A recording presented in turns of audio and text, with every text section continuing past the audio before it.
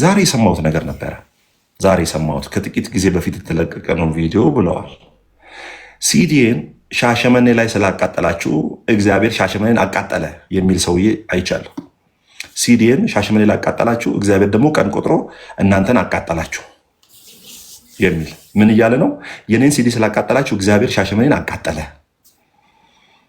ብራዘር ያንተ ሲዲ ለዛውም በጌታ ሳትሆን የሰበከው ስብከት ተቃጥሎ እግዚአብሔር እውነት ያንን የምስኪን የአርሲ ህዝብ አማራም፣ ትግሬም፣ ኦሮም ሁሉም የሚኖሩበትን ከተማ ያንተ ሲዲ ተቃጠለ ብሎ የሚያቃጥል ከሆነ ያንተን እግዚአብሔር አናውቀው።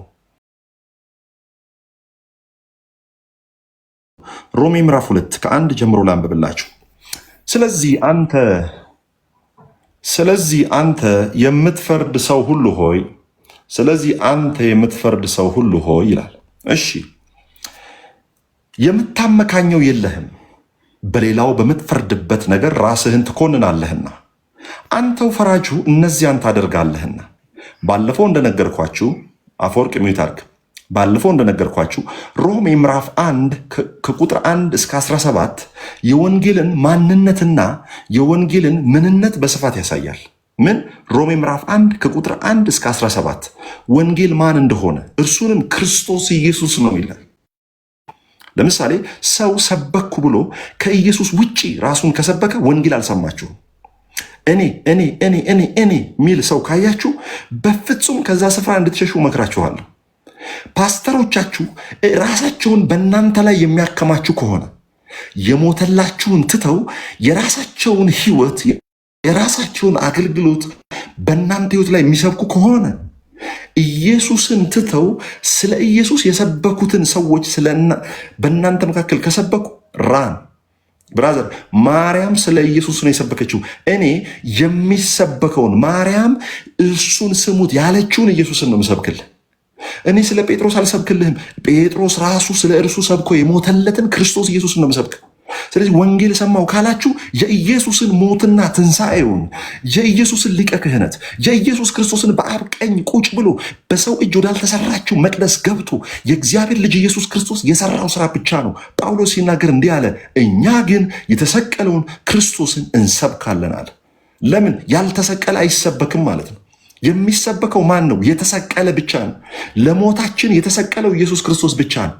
መስቀል ላይ እንደ ጀንዲ ተወጥሮ ከ3 ሰዓት ከግርፊያው ጀምሮ 6 ሰዓት ተሰቅሎ እስከ 9 ሰዓት 3 ሰዓት መስቀል ላይ የቆየ ሁሉም ሀክንትፍ ብሎ የተፉበት፣ በቡጢ አይኖቹ ያበጡለት፣ በልብሱ ላይ ዕጣ የተጣጣሉበት፣ በአናቱ ላይ የሾህ አክሊል ያደረጉለት፣ ጎኑን በጦር ወግተው ውሃና ደም ቀላቅሎ ከጎኑ ደም የፈሰሰለትን፣ አጥንትን ሰባብሮ በሚገቡ ቅንዋተ መስቀል የሰቀሉትን፣ ያ ስለ ኃጢአታችን አብ በመስቀል ላይ የቀጣው ስለ እኛ የደህንነታችንን ተግሳጽ የተቀበለውን እርሱ ከሊቶስጥሮስ ግርጌ እስከ ቀራንዮ እስከ ሲዳፋ ማንም አላገዘውም። ጳውሎስም እንዲህ አለ፣ የተሰቀለውን ክርስቶስን እንሰብካለን። ለምን? ያልተሰቀለ አይሰበክም። ውዳችን እሱ ነው። ህይወታችንን የቀየረ እርሱ ነው። ፍቅራችን እርሱ ነው። እርሱ ነው መስቀል ላይ ተሰቅሎ የህግን አዙሪት የህግን ጡዘት ነፃ ያወጣው። የብሉይ ኪዳን ካህናት 3 ሰዓት ላይ መቅረዛቸው ላይ መብራት ያበራሉ፣ ስለ ኃጢአተኛ መስዋዕት ያቀርባሉ። 6 ሰዓት ላይ ያቀርባሉ፣ 9 ሰዓት ላይ ያቀርባሉ። በቀን 3 ጊዜ ያቀርባሉ። ተረኞች እየገቡ 3 ሰዓት፣ 6 ሰዓት፣ 9 ሰዓት ሁል ጊዜ የብሉይ ኪዳን ካህናት ያቀርባሉ።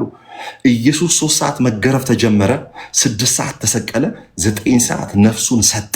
አይታል። እነርሱ በቀን 3 ጊዜ የሚያደርጉትን ከሰኞ እስከ እሑድ የሚያደርጉትን ኢየሱስ አንድ ቀን ብቻ በዕለተ ዓርብ 3 ሰዓት ተገርፎ 6 ሰዓት ተሰቅሎ 9 ሰዓት ህይወቱን አሳልፎ ሰጥቶ እነርሱ በየቀኑ የሚያደርጉትን ብቻውን በአንድ ቀን ፈጽሞ ለዘለዓለም ለሚድኑበትም ምክንያት የሆነው የእግዚአብሔር ልጅ ኢየሱስ ክርስቶስ ብቻውን ያድናል። ስለኛ ልንነግራቸው አንችልም። የሚነገር የሚረባ ታሪክ የለንም። ከእርሱ ውጭ የምንሰብክላችሁ ሌላ ነገር የለንም። የምስራችሁ ኢየሱስ ነው። ሰው የምስራች ሊሆን አይችልም። ጴጥሮስ የምስራች ሊሆን አይችልም። በየሰዓቱ የሚክድ ነው። ጳውሎስ የምስራች መሆን አይችልም። ድካም ደክሞት ድካም ከእርሱ እንዲለይ 3 ጊዜ የለመነ ሰው ነው። ብራዘር ወዳጄ ዮሐንስ በፍጹም የምስራች ሊሆን አይችልም። ዮሐንስ ራሱ የምስራችሁ መስካሪ ነው። ማርያም በፍጹም የምስራችሁን አታውቅም። በፍጹም የምስራችሁ ኢየሱስ ክርስቶስ ብቻ ነው። ይሄንን ነው የምንነግራችሁ። ታሪካችንን የቀየረ እርሱ ነው። ህይወታችንን የቀየረ እርሱ ነው። የደረሰልን በኃጢአት ምድረ በዳ ስናለከልክ የደረሰልን በምድረ በዳ መካከል የህይወት ጥማታችንን የጽድቅ ጥማታችንን የሁላችሁ ቀዝቃዛ ውሃ ሆኖ ጠጥተን የረካንበት ኢየሱስ ክርስቶስ ብቻ ነው። የፍቅር ረሃባችንን ያጠገበን፣ የፍቅር ጥማታችንን ያረካልን፣ መስቀል ላይ ተሰቅሎ እየወጉት ፈገግ የሚል ለምን ፈገግ ይላል? በእኔ ሞት እኮ ነው ልጆቼ እኮ ወደ ገነት የሚመጡት። በእኔ ሞት እኮ ነው። መጽሐፍ ቅዱስ ሲናገር ኢሳይያስ 53 ላይ ምን ይላል? ከድካሙ ፍሬ ብርሃንን ያያል ይላል። ስለዚህ ኢየሱስ መስቀል ላይ ሆኖ ፈገግ ይላል። ለምን ፈገግ ይላል? ኢየሱስ ተገዶ መስዋዕትን የተቀበለ አይደለም፣ ወዶ መስዋዕትን የተቀበለ ነው።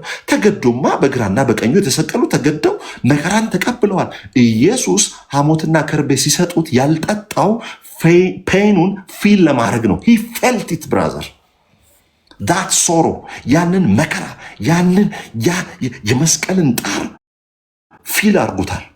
እየገባው እየተሰማው ነው ያንን መከራ የተቀበለው እንጂ የሆነ ማደንዘዣ ጠጥቶ ደንዝዞ አይደለም የተቀበለው። ኢየሱስ እያንዳንዱን መከራ እያንዳንዱን ያንን ግፍ ያንን ጉስቁልና ያንን የመስቀል መከራ እያንዳንዷን ፊል አድርጓታል።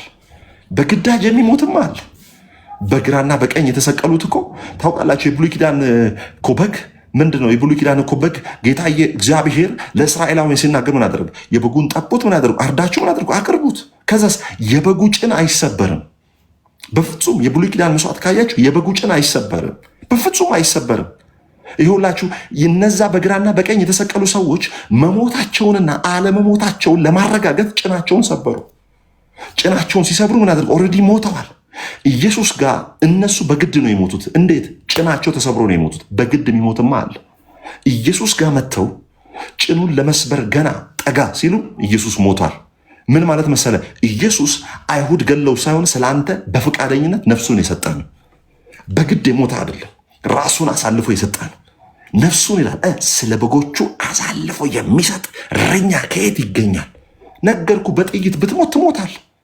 በመስቀል ላይ ጭናቸውን ሰብረው በግድ ገሏቸዋል። ምን አማራጭ አለው? ኢየሱስ ተገዶ ሳይሆን ወዶ ነፍሱን ፈገግ እያለ ስላንተ ይሰጣል። አሜን ነው። ሃሌሉያ። የትኛው የብሉይ ኪዳን በግ ነው ለመታረድ እየተነዳ ስለ መብቱ የሚጮህ? የትኛው የብሉይ ኪዳን በግ ነው ለመታረድ እየተነዳ ለምን ታርዱኛላችሁ ያለ? ኢየሱስ በሸላቾቹ ፊት ዝም እንደሚል በግ የሆነ ነው። ስላንተ ነው ዝም ያለው፣ ስላንተ ነው የሞተው። ይሄ ነው ውዳችን። ከሰኞ እስከ እሑድ ከመስከረም እስከ ጳጉሜ የምንሰብከው የጴንጤ ርዕስ አንድ ነው፣ እርሱም ኢየሱስ ነው። ለማርያም አንዘምርም፣ ለመላእክት አንሰግድም፣ ለፍጡር አናሸበሽብም። እኛ ጴንጤዎች ነን። እንዴት ሲባል ለእግዚአብሔር ብቻ እንዘምራለን፣ ለእግዚአብሔር ብቻ እናጥናለን፣ ወደ እግዚአብሔር ብቻ እንጸልያለን። የጥያቄያችን ሁሉ መፍትሄ የእግዚአብሔር ልጅ ኢየሱስ ነው። ስለዚህ ጳውሎስ ምን አለ? እኛ ግን የተሰቀለውን ክርስቶስን እንሰብካለን። ስለዚህ የሚሰበከው ማን ነው? የተሰቀለ ነው። ያልተሰቀለ አይሰበክም። ማርያም አትሰበክም። ምን አድርጋለን? ማርያም ጥሪዋ ኢየሱስን መውለድ ነው። ካላስ ሀቢቢ በቃ ወለደች፣ አለቀ። የጳውሎስ ጥሪ ምንድን ነው? የጸጋውን ወንጌል ለአሕዛብ መስበክ ነው። ሰበከ፣ አለቀ። ጴጥሮስ ምንድን ነው? ለአይሁድ መልእክትን ማድረስ ነው። ሰበከ፣ አለቀ። ማን ይቀጥላል? ኢየሱስ ብቻውን ይቀጥላል። አሜን ነው። ለሰጋጅ አንሰግድም፣ ለዘማሪ አንዘምርም፣ እልል ለሚል እልል አንልም። ገብርኤል ከኛ ጋር አብሮ የሚሰግድ ነው። ሚካኤል ከኛ ጋር አብሮ የሚዘምር ነው። በፍጹም ለሰጋጁ አንሰግድም፣ ለዘማሪው አንዘምርም፣ ለሚንበረከከው አንንበረከክም። ልባችንን በመስቀል ላይ እንደዚህ እጆቹን ዘርግቶ ሳያስፈራራ ስንቱን ኃያል አስቸጋሪ ያለ ጠመንጃ የማረከ ቀራንዮ ላይ ተሰቅሎ የልባችንን አስኳል ያፈረጠው ኢየሱስ ብቻ ነው። አንሰለችም። ጴንጤ 365 ቀን ኢየሱስን ሰብኮ አያልቅበትም። አንተ ያልቅብሃል፣ እኛ አያልቅብን። አሜን ነው።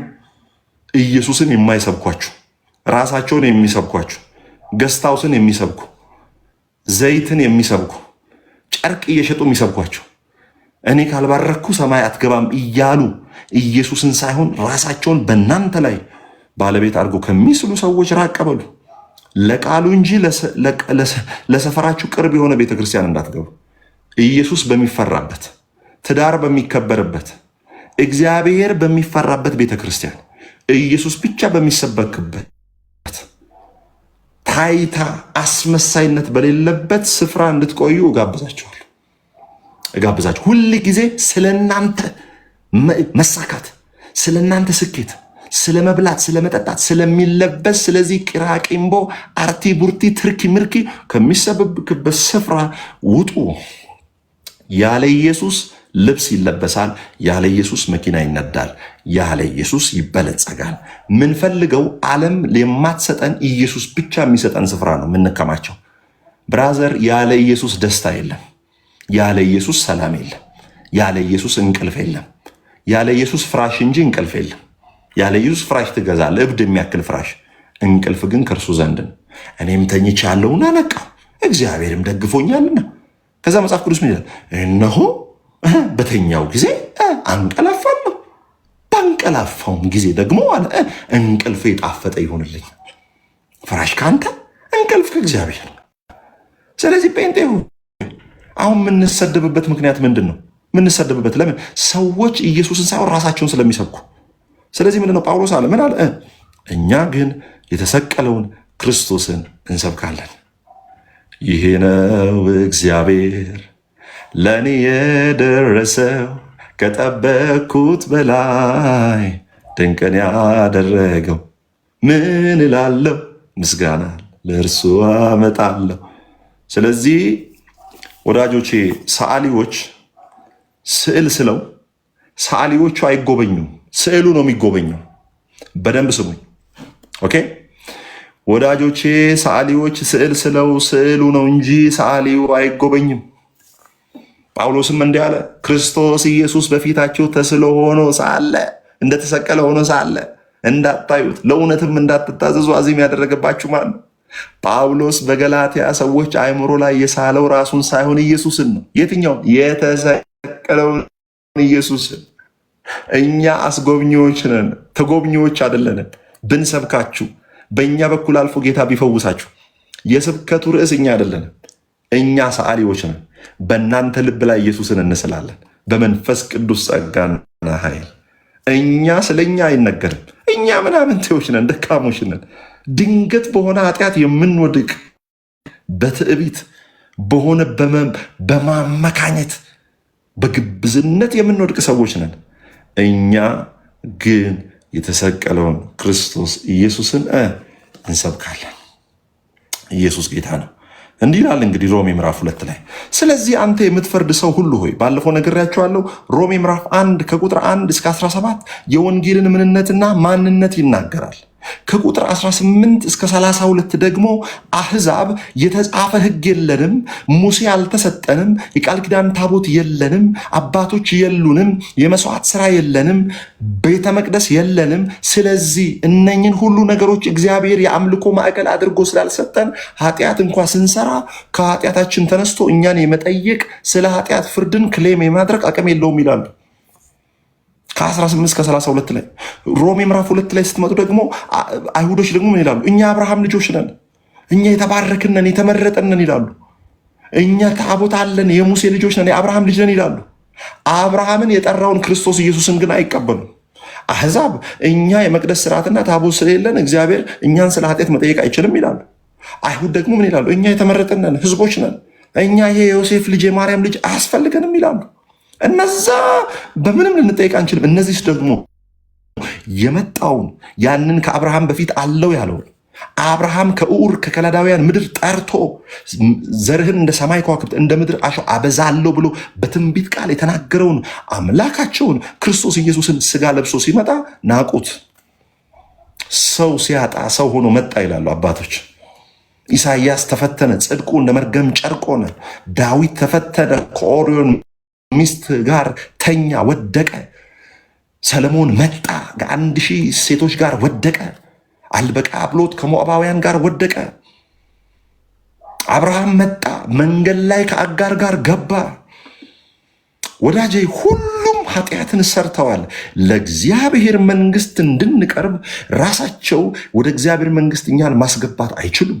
ለዛ ነው መጽሐፍ ቅዱስ ስለ እምነት አባቶች በደንብ አድርጎ ይዘረዝርና ምን ይላል? እነርሱ የእምነት ጀማሪ ፈጻሚም አይደለም። አብርሃም የእምነት ጀማሪና ፈጻሚ አይደለም። አብርሃም በእምነት የሚገኘውን ጽድቅ መጀመሪያ የጸደቀ እንጂ እርሱ ጀማሪና ፈጻሚ አይደለም። ለምን? እምነት አብርሃም ጋር አይደለም የሚጀምረው። እምነት ማን ጋር ነው የሚጀምረው? የእምነት ጀማሪ ይላል ማን ነው? ክርስቶስ ኢየሱስ ነው። እነዛን ሰዎች በዙሪያችን እንዳሉ አባቶችን እንደ ደመና ይከብቡን ይልና ምን ይላል? የእምነታችሁን ጀማሪና ፈጻሚ እነርሱን ተቀበሉ አላለም። ለምን? እነሱ የእምነት ጀማሪ አይደለም። የእምነታችን ጀማሪ ማን ነው? ኢየሱስ ክርስቶስ ነው። የእምነታችን ጀማሪ ማርቲን ሉተር አይደለም። የእምነታችን ጀማሪ ካልቪን አይደለም። ዝዊንግሊ አይደለም። አርመን አይደለም። የእምነታችን ጀማሪ ኢየሱስ ክርስቶስ ነው። ከዛ ምን አለ? እነዛን ዕብራውያን ምዕራፍ 11 ላይ እያንዳንዳቸው ስለነ ገዴዎን፣ ስለነ ባርቅ፣ ስለነ ሶምሶም፣ ስለነ ዮፍታይ እንዳልተረክ ጊዜ ያጥረኛል አለ። ጊዜ ያጥረዋል። ለምን? ስለ እነሱ ሊተርክ አይደለም የሚፈልገው። 12 ላይ መጣና ምን እንዳለ ታውቃለች? ስለ እምነት አባቶች በደንብ ዘረዝርን። 12 ላይ ሲመጣ ምን እንዳለ ታውቃለች? የእምነታችን ጀማሪና ፈጻሚ የሆነውን ክርስቶስ ኢየሱስን እየተመለከትን፣ አብርሃምን እየተመለከትን አላለ። ጌዲዮንን እየተመለከትን አላለም። ማንን እየተመለከትን? ኢየሱስን እየተመለከትን። ለምን? በኃጢአት ተፈትኖ ያልወደቀ የትኛውም አይነት የኃጢአት ግብዣዎች ይሆን። እኛ ስንፈተን ከውስጣችንም ከውጭም ነው የምንፈተነው። ሰምታችኋል አይደል? ፈተና ከውስጥ ነው የሚመነጨው። አንዳንዴ ለምን? ስለ ምኞት፣ ስለ ስጋ ምኞት ከውስጣችን በኃጢአት ተፈትነ ሄደን ኃጢአትን እናደርጋለን። ከፍለንም እናደርጋለን፣ ወደንም እናደርጋለን። ሌላው ደግሞ ከውጭም ፈተና ይመጣብናል። ኢየሱስ ከውስጥ ፈተና አልመጣበትም። ኢየሱስ ከውስጥ የኃጢአት ግብዣ አልመጣበትም። ከዙሪያው ግን መጥቷል። ሰይጣን በእባብ መልክ መጣና ምን አለው? ለምሳሌ ፈታኝ ቀርቦ እኮ ነው የሚለው። እባብ አልመጣም። ታውቃላችሁ፣ ፊልሙ ላይ ነው እባብ፣ የኢየሱስ ፊልም ላይ ነው እባብ የምታዩት። ሉቃስ 4 ላይ ካያችሁ ፈታኝም ቀርቦ ነው የሚለው። ፈታኝ የሚቀርበው መቼ ነው? በረሃባችሁ ጊዜ። ፈታኝ የሚቀርበው መቼ ነው? ሰዎች ጀርባቸውን ለእናንተ በሰጡ ጊዜ። ኢየሱስ ጋር እባብ እንዲህ እያለ አልመጣም። አቅም የለውም ብራዘር። እባብ ዘለግላጋው መንታ ነው ምላሱ ምናምን የለም። ኢየሱስ ጋር ምንድን ነው? ፈታኝ ቀርቦ ነው የሚለው። ፈታኝ የሚቀርበው እንዴት ነው? በራበ ጊዜ አይምሮ ላይ መጥቶ ይፈትናል። የእግዚአብሔር ልጅ ብትሆን ቤት ክራይ እያጣ እንዴት መከራ ታያለ? የእግዚአብሔር ልጅ ሆነሽ እንዴት ነው ትዳር ሳታገኝ 40 ዓመት የሚሞላሽ? የእግዚአብሔር ልጅ ብትሆን እንዴት ትራባለ? ፈታኝ የሚመጣው በጎደለህ ጊዜ ነው። ባይዘው ፈታኝ ጉዳዩ የእናንተ ማግኘትና ማጣት አይደለም። ባጣችሁት ነገር ላይ ተንተርሳችሁ በእግዚአብሔር ላይ ያላችሁን እምነት እንድታጡ ማድረግ ነው የሰይጣን ሀሳብ።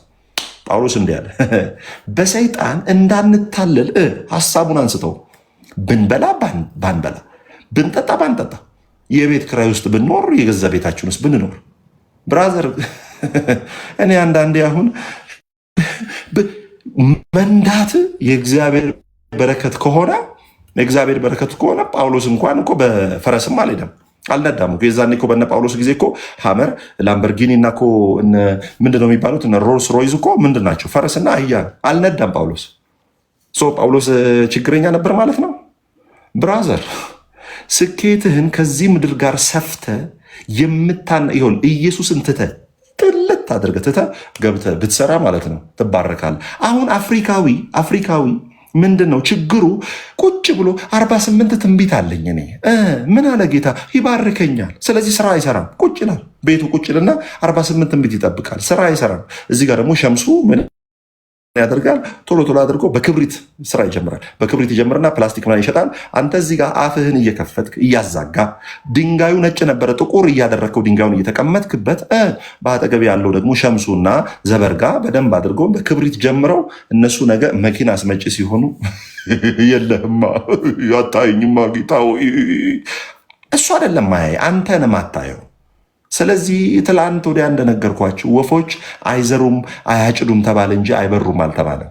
ስለዚህ አጠገብ ያለውን በደንብ አድርገህ ነካ እያረከው እየበረርክ ብለው እየበረርክ ለምን ወፎች አይዘሩም አያጭዱም ተባለ እንጂ አይበሩም አልተባለ። ወፎች ቁጭ ብለው ነው እንደ ጌታ የሚመግባቸው።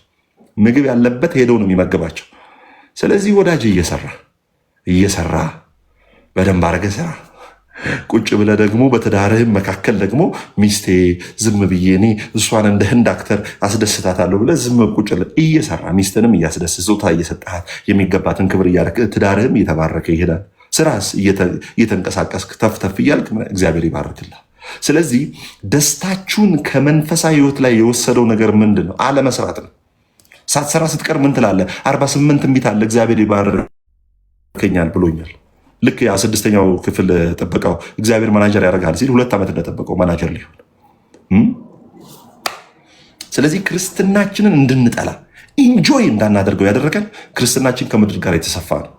ለምሳሌ አንድ ሰው ይመጣና ተቸግራ ያለው እውነት ነው። እግዚአብሔር ሰው ያልተቸገረ ጥቁር አፍሪካዊ አለ ወይ? እጥረትና ውጥረት፣ ደም ማነስና ብር ማነስ ያልቸገረው አፍሪካዊ አለ ወይ ነው ብራዘር። ስለዚህ ክርስትናችሁን እንዳታጣጥሙት። ክርስቶስ በህይወታችሁ ላይ እንዳይነግስ ያደረገው የእጥረትና የውጥረት መንፈስ ነው። በጌታ በኢየሱስ ስም ውጣ ብለን አናወጣውም። አንተ ውጣ በኢየሱስ ስም ከቤት ወጥተህ ስራ ስራ፣ ከዛ በኋላ ይመልስልሃል። አሜን ነው። ሃሌሉያ፣ ጌታ ይባረክ። ስለዚህ ሮሜ ምዕራፍ 2 ላይ ስትመጡ አይሁዶች እኛ ሙሴ ህግ አለን፣ እኛ ማንም አያስፈልገንም፣ እግዚአብሔር አለን፣ ይሄ ዮሴፍን ልጅ ተቀበል የምትሉት አንቀበለውም ብለዋል። ከዛ እንዲህ ይላል፣ ስለዚህ አንተ የምትፈርድ ሰው ሁሉ የምታመካኘው የለህም። የምታመካኘው የለህም ምንድን ነው? መሲሁ ተገልጧል፣ ስለ መሲሁ ተነግሯል። መሲሁን እስካልተቀበልክ ድረስ አልሰማሁም አላየውም ማለት አትችልም። እግዚአብሔር የመዳን ቀንድ አድርጎ ከእሴይ ዘር ከዳዊት ወገን የይሁዳ አንበሳ የሆነው ክርስቶስ ኢየሱስን ገልጦታል። ያንን ነቢይ የማትሰማ ይላል እኮ እንዳንተ ያለ ነቢይ ከወንድሞች መካከል አስነሳለሁ። ያንን ነቢይ የማትሰማ ነፍስ ፈጽሞ ትጠፋለች እንዳለው አታመካኙም። ተነግሯል፣ ኢየሱስ ተሰብኳል። ለዛ ነው መጽሐፍ ቅዱስ ሲናገር ምን ይላል? ከህፃናት እስከ አዋቂዎች ድረስ ምን እግዚአብሔርን እወቁ ብሎ ማንም አያስተምራቸው። ለምን? ለዛ ያውቁኛልና። ለምን? እግዚአብሔር በክርስቶስ ተገልጧል። ክርስቶስ የክብሩ መንጸባረቅ የባህሪው ምሳሌ ሆኖ ተገልጧል። ማንም አልሰማውም አላየውም አይልም። ብራዘር፣ አለማወቅ ከተጠያቂነት አያድንም። ኢየሱስ ክርስቶስን እስካልተቀበልክ ድረስ አትድንም። ከዛ ይላል እንደዚህም በሚያደርጉት ላይ የእግዚአብሔር ፍርድ እውነተኛ እንደሆነ እናውቃለን። በማን ላይ? በማያምኑት ላይ፣ መሲሁን ባልተቀበሉት ላይ ይላል ጳውሎስ ሮሜ መልእክቱ ላይ። አንተም እንደዚህ በሚያደርጉ የምትፈርድ ያንንም የምታደርግ ሰው፣ ለምሳሌ አታመንዝር ብለህ የምታመንዝር ከሆንክ አይሁዳዊ ነው ህግ የተሰጠው፣ አህዛብ ህግ አልተሰጠውም። ግን አህዛብ ህግም ባይሰጠው ኃጢአትን በህሊናው ያውቃል። በህሊናው ስለሚያውቅ ከተጠያቂነት በፍጹም አያመልጥም። እንዲህ ይላል፣ አንተም እንደዚሁ በሚያደርጉ የምትፈርድ ያንን የምታደርግ ሰው ሆይ አንተ ከእግዚአብሔር ፍርድ የምታመልጥ ይመስልሃልን?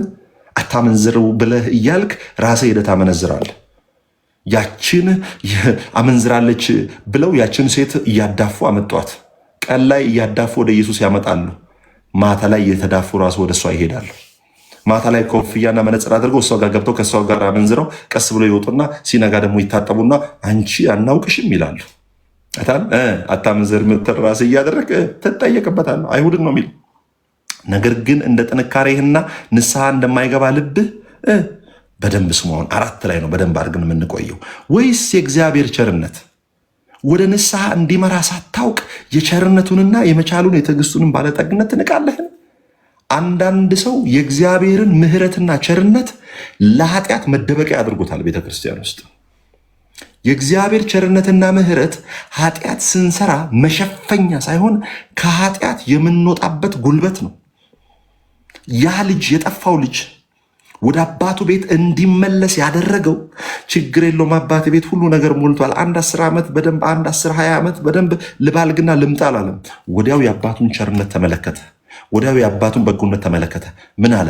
በአባቴ ቤት ባሪያ እንኳ ጠግቦ ይበላል አለ። ስለዚህ ልመለስ አለ። ከዛስ ወደ ልቡ ተመለሰ። አይታ የእግዚአብሔር ቸርነትና ምሕረት መመለሻ እንጂ በኃጢአት መሰንበቻ አይደለም። አሜን ነው ወይ? ኢየሱስ ጌታ ነው። አንተ አሜን የምትለው በር አረንጓዴ በር ያለው አረንጓዴ በር ከዛ አልፌ ስገባ ጠረጴዛ ላይ ሙዛ ያለው ብለው የእግዚአብሔር ሰው እሱን አይደል የሚያስደስት? ስልክ ቁጥር ሲጠራ ስም ሲጠራ እሱን እዛ ወሳኝ ኩነት ይጠራል። እዛ እድር ቤትና እቁብ ቤት እዛ ትጠራል። እኛውን ኢየሱስን ነው የምንነግር ብራዘር። ኢየሱስ ሲነገር ፀጉር እንደዚህ ከእንትን ካላለ ብራዘር ካላቅመጠነጠ አልነካህም ማለት ነው። ኢየሱስ አልነካህም ወይም አልተነካህም። ስለዚህ ምን እያለ ነው? የእግዚአብሔርን የአባቱን ቸርነት ተመለከተ። በአባቴ ቤት ባሪያ እንኳን ጠግቦ ይበላል አለ። አይታል ወደ አባቱ ቤት እንዲመለስ ያደረገው የአባቱን ቸርነት ማሰቡ ነው። ስለዚህ የእግዚአብሔር ቸርነትና የእግዚአብሔር ምሕረት በኃጢአት ስፍራ መሰንበቻ አይደለም፣ ከኃጢአት ስፍራ መሰናበቻ ነው። ልድገሙ። አቤት አቤት አቤት አቤት! ደስ የሚል ቃል ምን አልኩኝ? የእግዚአብሔር ቸርነትና ምሕረት በኃጢአት መንደር መሰንበቻ ሳይሆን ከኃጢአት መንደር መሰናበቻ ነው። ውይ ኢየሱስ ሞቶልኝ ስለ እኔ በመስቀል ላይ ተሰቅሎ እንዴት ነው እንዴት ብዬ ነው እኔ ከኢየሱስ ውጭ ሌላ ሰው ማደገድገው ትላል።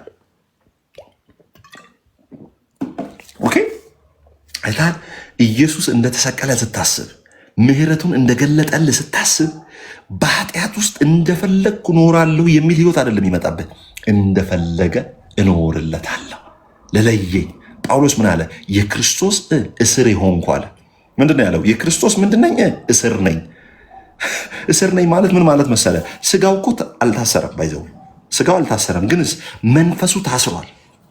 መጽሐፍ ቅዱስ ምንድን ነው የሚለው? በፊታችሁ ካለችቱ መንደር ከቤተፋጌ ወደ ቤተሳይዳ ስትሄዱ ምን ታገኛላችሁ? የአህያ ውርንጭላ ታገኛላችሁ። የአህያ ውርንጭላ ስታገኙ ምን ታደርጋላችሁ አለ? ፈታችሁ አምጡልኝ። ቢጠይቋችሁም አለ ምን አለ? ለጌታ ያስፈልገዋል በሉ። አይታል የአህያ ደጋግሜ እንደምነግራችሁ ቴትለስታይ ፋሚሊ ደጋግሜ እንደምነግራችሁ ከፊታችሁ ካለችው መንደር የአህያ ውርንጭላ ፈታችሁ አምጡልኝ ያለ፣ ፈታችሁ ልቀቁልኝ አላለ። እኛ ከዓለም የተፈታን ለክርስቶስ የታሰርነን። ኦኬ ተፈተን መረን የተጣልን አይደለም። ከመረን ህይወት ለክርስቶስ ኢየሱስ እስር የሆንን። እጃችን የእርሱ ነው፣ በሰው ላይ በፍጹም አንነሳ።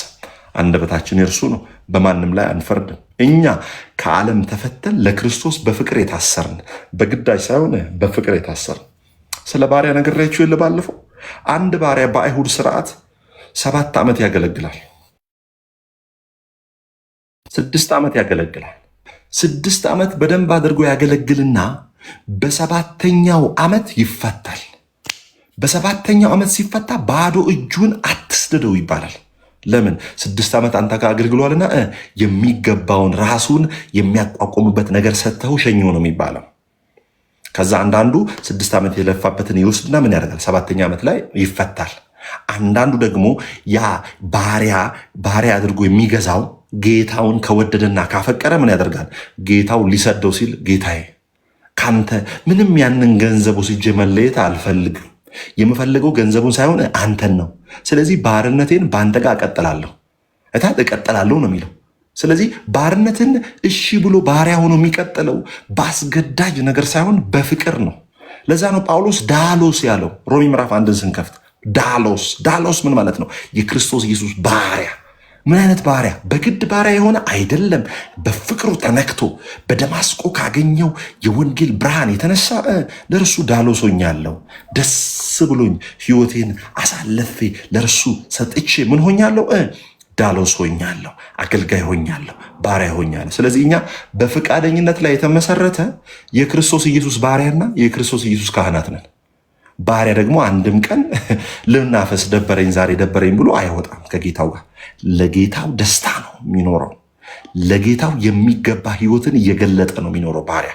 አይታችኋል። ስለዚህ በደንብ አድርጎ ባሪያ የሚኖረው ለማን ነው? ለጌታው ደስታ ነው። እኛም ስንጠራ የተጠራ ነው የራሳችንን ደስታ ለመፈጸም ሳይሆን የጠራንን እርሱ በፍቅሩ በዘላለም የደም ኪዳን በፍቅር ሰንሰለት ልጅ አድርጎ በፍቅር ይውላችሁ። በልጅነት ልጅነት ነን፣ በማገልገልም ደግሞ ባሪያዎች ሆነን በፍቅሩ ተሸንፈን ለእርሱ እናደርጋለን፣ እንኖራለን። ስሙ የተባረከ ይሁን። ሃሌሉያ። ከዛ ምንድን ነው የሚለው? እንግዲህ ስለ ቸርነቱ ነው የሚናገረው። የእግዚአብሔር ቸርነትና ምሕረት ወደ ንስሐ የሚመራን እንጂ የቸርነቱና የመቻሉን የትዕግስቱንም ባለጠግነት የምንንቅበት አይደለም። የእግዚአብሔር ቸርነት መቀለጃ፣ የእግዚአብሔር ምሕረት ማፌዣ አይደለም።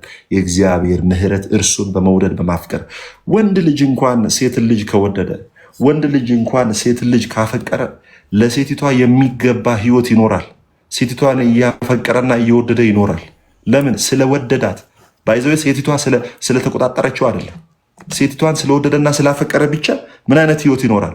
ለእርሷ የሚገባ ህይወት ይኖራል። አፍቅሯት ነው፣ አስገድደው አይደለም። የት ዋልክ፣ የት ነው ያለሁ ምናምን ብላ አስፈራርቷ ሳይሆን ስለሚወዳትና ስለሚያፈቅራት ለእርሷ የሚገባ ህይወት ይኖራል። ስለዚህ የእግዚአብሔር ቸርነትና ምሕረት እንደፈለግን ምንሆንበት፣ እንደፈለግን በእግዚአብሔር ቤት ላለን ድካም የሆነ ማመካኛ የምናመጣበት ሳይሆን ይላል ጳውሎስ፣ ምንድን ነው እንደፈለገ የምንኖርበት ነው። ስለዚህ ምን እያለ ነው? የቸርነቱና የምህረቱን የትዕግስቱን ነገር ምን አትናቁት። እግዚአብሔር ዝም ሲል ነው የሚያስፈራው። እግዚአብሔር ዝም ሲል ያስፈራል። ሲናገርማ ደስ ይላል። እግዚአብሔር ዝም ሲል ያስፈራል።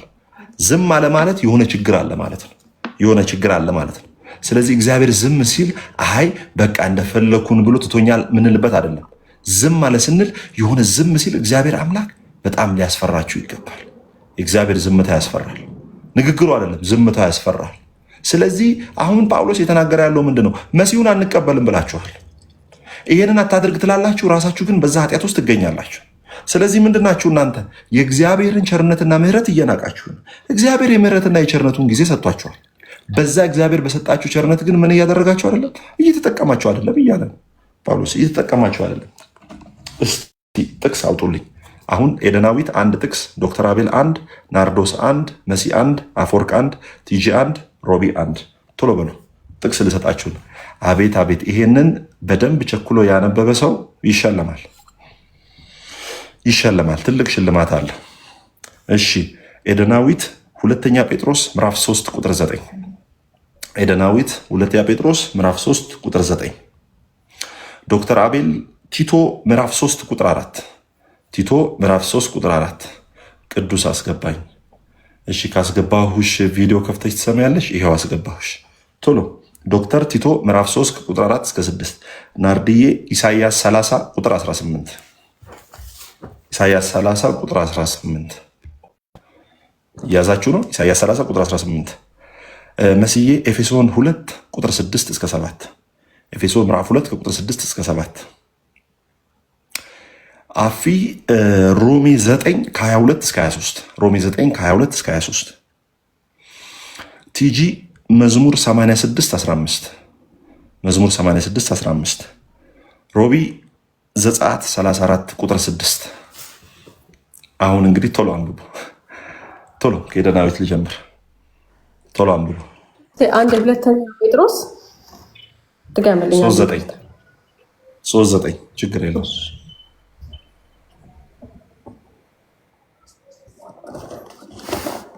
እሺ አዲሱ መደበኛ ትርጉም ነው ላንብበው።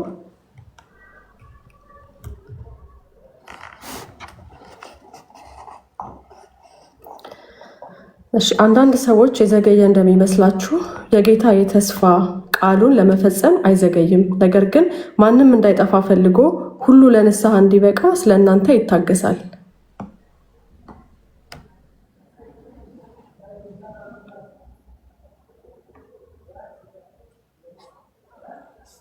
ምንድን ነው የሚለው? ደግመሽ አንብቢልኝ።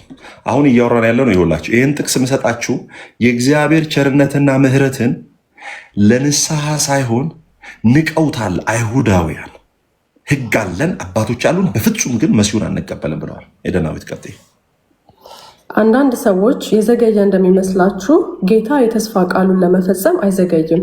ነገር ግን ማንም እንዳይጠፋ ፈልጎ ሁሉ ለንስሐ እንዲበቃ ስለ እናንተ ይታገሳል። ቴንክ ዩ ሶ ማች። ምንድን ነው ማንም እንዳይጠፋ ስለ ሁሉ እንዲመለሱ ምን ያደርጋል? ለንስሐ ጊዜን ይሰጣል። ዛሬ የሰማሁት ነገር ነበረ። ዛሬ የሰማሁት ከጥቂት ጊዜ በፊት የተለቀቀ ነው ቪዲዮ ብለዋል። ሲዲኤን ሻሸመኔ ላይ ስላቃጠላችሁ እግዚአብሔር ሻሸመኔን አቃጠለ የሚል ሰውዬ አይቻለሁ። ሲዲኤን ሻሸመኔ ላይ አቃጠላችሁ፣ እግዚአብሔር ደግሞ ቀን ቆጥሮ እናንተን አቃጠላችሁ የሚል ምን እያለ ነው? የኔን ሲዲ ስላቃጠላችሁ እግዚአብሔር ሻሸመኔን አቃጠለ። ብራዘር ያንተ ሲዲ ለዛውም በጌታ ሳትሆን የሰበከው ስብከት ተቃጥሎ እግዚአብሔር እውነት ያንን የምስኪን የአርሲ ህዝብ አማራም፣ ትግሬም፣ ኦሮም ሁሉም የሚኖሩበትን ከተማ ያንተ ሲዲ ተቃጠለ ብሎ የሚያቃጥል ከሆነ ያንተን እግዚአብሔር አናውቀው። የኔ እግዚአብሔር ኢየሱስን እያዳፉት ልጁ ላይ እየሰቀሉት ጎኑን በጦር እየወጉት ኢየሱስ ምን አለ? አባት ሆይ የሚያደርጉትን አያውቁምና ይቅር በላቸው ነው ያለው። አንተ ለሲዲ ጠበቃ ራሳቸው የሚሰብኩ ሰዎች ናቸው እንደዚህ ባይዘው። ኦርቶዶክስ እኮ ወንድሞቻችን እህቶቻችን ናቸው። እኔ አሁን አንዳንድ ቪዲዮ ስለምሰራ ሰዎች ለኦርቶዶክስ ጥላቻ ያለ የሚመስላቸው ሰዎች አሉ። በፍጹም ለኦርቶዶክስ ጥላቻ የለኝም። በፍጹም የሆነ ሲዲ ስላቃጠሉ እግዚአብሔር ሰብስቦ የሻሸመኔን ህዝብ የአርሲን ህዝብ የሚያቃጠል አምላክ የለም። አምላክ እግዚአብሔር ምንድን ነው የሚያደርገው? ኃጢአተኞችን ለማዳን ይታገሳል። እንኳን ያንተ ሲዲ ተቃጥሎ ኢየሱስን እንደዛ በጦር እየወጉት አይኑን በቡጥ እያሳበጡት ልብሱ ላይ ዕጣ ቁማር እየተጣጣሉበት እግዚአብሔር ከሰማይ በምህረትና በፍቅር የሚመለከት አምላክ እንጂ ኃጢአት ሰራችሁ ይህን አደረጋችሁ ብሎ ይኸውልህ ብራዘር፣ በዚህ ምድር ላይ የሰራኸውን ኃጢአት እግዚአብሔር ቆጥሮ የሚከፍል ቢሆን አንድም ሰው ከቸርች ነው የሚጀምረው። ባይዘው ከቸርች ታውቃለህ። ይኸውላችሁ በደንብ ስሙ። እግዚአብሔር ይህን ኃጢአት ሰርታችኋል ብሎ ከኃጢአታችን ተነስቶ መቅጣት ቢጀምር ከፓስተር ነው የሚጀምረው፣ ከነብይ ነው የሚጀምረው። እንደዚህ አይነት ሰዎች ለኦርቶዶክስ ጭፍን ጥላቻ ያላቸውና የራሳቸውን ስም ለመገንባት የራሳቸውን ስም ለማስፈራራት እንደ የአዲስ ኪዳን ናቡከደነጾሮች ናቸው። ያንተ ሲዲ ተቃጠለ አልተቃጠለ ኢየሱስ መስቀል ላይ እኮ እየተመታ እግዚአብሔር የሚሰቅሉትን ይወድ ነበር። በአጠገቡ የነበረው እኮ ሰው ምንም መልካም ስራ ያልነበረው ነበር። ዛሬ በገነት ከኔ ጋር ትኖራለህ። እኔ ስንቱን ጴንጤ ነው ያሯሯጥኩት በድንጋይ ስንቱን ጴንጤ ኦርቶዶክስ ዲያቆን ኦርቶዶክስ እዛ ከዲያቆናት ወንድሞቼ ጋር ስንቱ ጴንጤ ወንጌል ሲሰብክ አሯሩጫለሁ። የዘራሁትን አሳጨደኝ ማለት ነው። እግዚአብሔር አሁን የዘራነውን ብናጭድ ኖሮ በዚህ ምድር ላይ አንድም ሰው በዚህ ምድር ላይ አይኖርም። ስለዚህ አርሲ ላይ ሻሸመኔ ላይ ሰው ተጎዳ፣ ሞተ፣ ልንማልድና ልንጸልይ የነዛ ሰዎች ክርስቶስ ኢየሱስን ሳያውቁ መሞታቸው ሊያስለቅሰን ይገባል እንጂ በደረታችን ነፍተን እኔ እኮ ባሪያው ነኝ የኔን እኮ ሲዲ ስላቃጠሉን እግዚአብሔር ያቃጠላቸው። ያንተ ሲዲ አፈር ከድሜ ይብላ ብራዘር። ለዛውም እዛ ቤት ሆነ የሰበከውን ሲዲ ተቃጠለ ብሎ እግዚአብሔር እንትን ይላል? በፍጹም የኔ አምላክ የሚወድ ነው። ሁሉም ምን አለች የዳዊት? ሁሉም ወደ ንስሐ እንዲመለሱ የሚዘገይ እንጂ የሚያጠፋ አይደለም። ምን አለ ኦርቶዶክስ ወንድም እህቶቻችን ወንጌል ስላልገባቸው እኮ ቢያቃጥሉ ምን ቢሉ እግዚአብሔርን የሚያገለግሉ እኮ እየመሰላቸው። ስለዚህ የእግዚአብሔር ቸርነትና ምሕረት በፍጹም እንደዚህ የምናመካኝበት አይደለም። ዶክተር እየቀጥል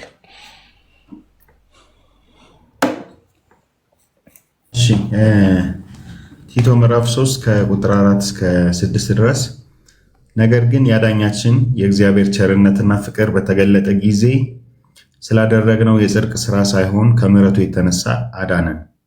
ያዳነንም ዳግም ልደት በሆነው መታጠብና በመንፈስ ቅዱስ መታደስ ነው። ይህንም መንፈስ እግዚአብሔር በአዳኛችን በኢየሱስ ክርስቶስ በኩል በእኛ ላይ አትረፍርፎ አፈሰሰው። አቤት! እስቲ ድገመው አንዴ ዶክተር ድገመው። አሜን። ነገር ግን የአዳኛችን የእግዚአብሔር ቸርነትና ፍቅር በተገለጠ ጊዜ ስላደረግነው የጽድቅ ስራ ሳይሆን ከምሕረቱ የተነሳ አዳነን። ያዳነንም ዳግም ልደት በሆነው መታጠብና በመንፈስ ቅዱስ መታደስ ነው። ይህንም መንፈስ እግዚአብሔር በአዳኛችን በኢየሱስ ክርስቶስ በኩል በእኛ ላይ አትረፍርፎ አፈሰሰው። አሜን። አሁን እያየን ያለነው ምንድን ነው? ሮሜ ምዕራፍ 2 ቁጥር 4 ነው። የእግዚአብሔር ቸርነትና ምሕረት ሰዎችን ወደ ንስሐ የሚያመጣ ነው። የሚያስፈራራ ስብከት ስለሰበክን ሰዎች አይመጡም። ሲዲን ስላቃጠላችሁ እግዚአብሔር አቃጠላችሁ። ስለዚህ እናንተም አሁን ቶሎ ሌሎቻችሁም ተረኞች ሳትቃጠሉ ኑ ብለን ሰብከን ማንንም ወደ ጌታ አንጠራ። የእግዚአብሔር ልጆችን የሚጠራው ልጁ ኢየሱስ ክርስቶስ መስቀል ላይ ሞቶ ነው። ኢየሱስ በጓጉንቸር፣ ኢየሱስ በሞት፣ ኢየሱስ በስቶርም ይሄ በምንድነው በመብረቅ አይደለም ሰዎችን የጠራው። እርቃኑን ሆኖ መስቀል ላይ ተሰቅሎ በፍቅሩ ትውልድን ይጠራል። ኦርቶዶክስን ይጠራል። ሙስሊምን ይጠራል። ሙስሊምን ይወደዋል። ኦርቶዶክስን ይወዳል። ካቶሊክን ይወዳል። ሁሉንም ሰው ኢየሱስ ይወዳል። ምን ይላል? ነገር ግን የመድኃኒታችን የእግዚአብሔር ቸርነትና ሰውን መውደዱ በተገለጠ ጊዜ እንደ ምሕረቱ መጠን ለአዲስ ልደት በሚሆነው መታጠብና በመንፈስ ቅዱስ መታደስ አዳነን እንጂ እኛ ስላደረግነው ስለ ጽድቅ አይደለም። ምን ያደርጋል? መድኃኒታችን የእግዚአብሔር ቸርነትና ሰውን መውደዱ በተገለጠ ጊዜ። የእግዚአብሔር መገለጫው ምንድነው? ሰውን መውደድ፣ ሰውን ማፍቀር ነው ማለት ነው። ኢየሱስ ክርስቶስ ጌታ ነው። አሌሉያ። የህፃናት ሞት በፕሮቴስታንት ቤት ደስታ ነው? በፍጹም አይደለም፣ በፍጹም። ይሄ የወያላ ንግግር። አንድ ሰባኪ ተነስቶ ትክክለኛ ያልሆነ ሰባኪ ስተነሳ አንድም ኦርቶዶክስ በመሞቱ የሚከብር ሰው የለም። አንድም ሰው በመሞቱ ደስተኛ የሚሆን ሰው የለም። ይኸውልህ እኛ ለሁለት ነገር ነው የምናዝንል። አንደኛ በስጋ መሞት፣ ሁለተኛ ኢየሱስን ሳታገኝ መሞት በጣም ያሳዝነናል። በአንድም ኦርቶዶክስ ሞት እኔ አልደሰትም። በሙስሊም ሞት በፍጹም አልደሰትም። ወንድሞቼ ናቸው፣ እህቶቼ ናቸው። አሁን ይሄን የምናገረው ለመወደድ ነው አይደለም። እውነታው ስለሆነ ነው። እውነታው ስለሆነ ነው። እሺ ናርዲ ይቀጥይ።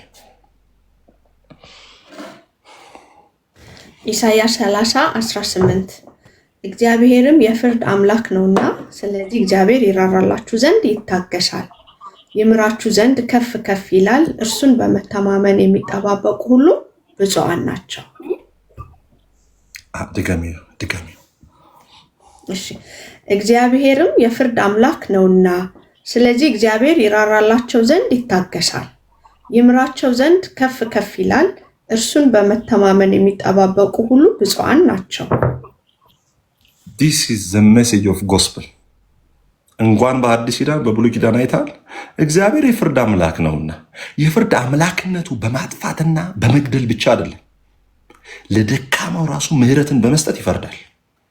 ምን ይላል? እግዚአብሔርም የፍርድ አምላክ ነውና። ስለዚህ የፍርድ አምላክነቱ እዚህ ጋር እንዴት ነው የተገለጠው? እግዚአብሔር ይራራላቸው ዘንድ ይታገሳል። ዛሬ ኢየሱስ ጌታ ነው ስትል ማን ነው ወያለ ያለው? ኢየሱስን ተቀበል ስትል መናኸሪያ ነው ቦሌ ኤርፖርት ነው ያለው። እኛም ትላንት እንደዛ ነበርን። እነዚህ ሰዎች ምን ያደርጋል? እግዚአብሔርም የፍርድ አምላክ ነውና ስለዚህ እግዚአብሔር ይራራላቸው ዘንድ ይታገሳል። እግዚአብሔር የሚታገስ ነው፣ የሚራራ ነው፣ የመጽናናት ሁሉ አምላክ ነው፣ የርኅራኄ ሁሉ አባት ነው። ከዛስ ይምራቸውም ዘንድ ከፍ ከፍ ይላል። እግዚአብሔር ለምን ከፍ ከፍ ይላል? ይምራቸው ዘንድ ከፍ ከፍ ሲል እንዴት ነው? በምህረቱ ከፍ ይላል፣ በይቅርታው ከፍ ይላል። እንዴት? ከቁጣው እየራቀ ከፍ ይላል። ሃሌሉያ! ኢየሱስ ክርስቶስ ጌታ ነው። መሲ ቀጥይ። ሃሌሉያ! ከዚህ በኋላ ብነግራችሁ ወርቅ የሆነ ነገር አለ። ቀጥይ። ሃሌሉያ! በጌታ ስም አነባለሁ። በጸጋው ድናችኋልና በሚመጣው ዘመናት በክርስቶስ ኢየሱስ ለእኛ ባለው ቸርነት ከሁሉ የሚበልጠውን የጸጋውን ባለጠግነትን ያሳይ ዘንድ ክርስቶስ ጋር አስነሳን። በክርስቶስ ኢየሱስ በሰማያዊ ስፍራ ከእርሱ ጋር አስቀመጠን፣ ከራሱ ጋር አስቀመጠን። ሃሌሉያ! ኢየሱስ ክርስቶስ ጌታ። እስቲ ድገሚው። እሺ።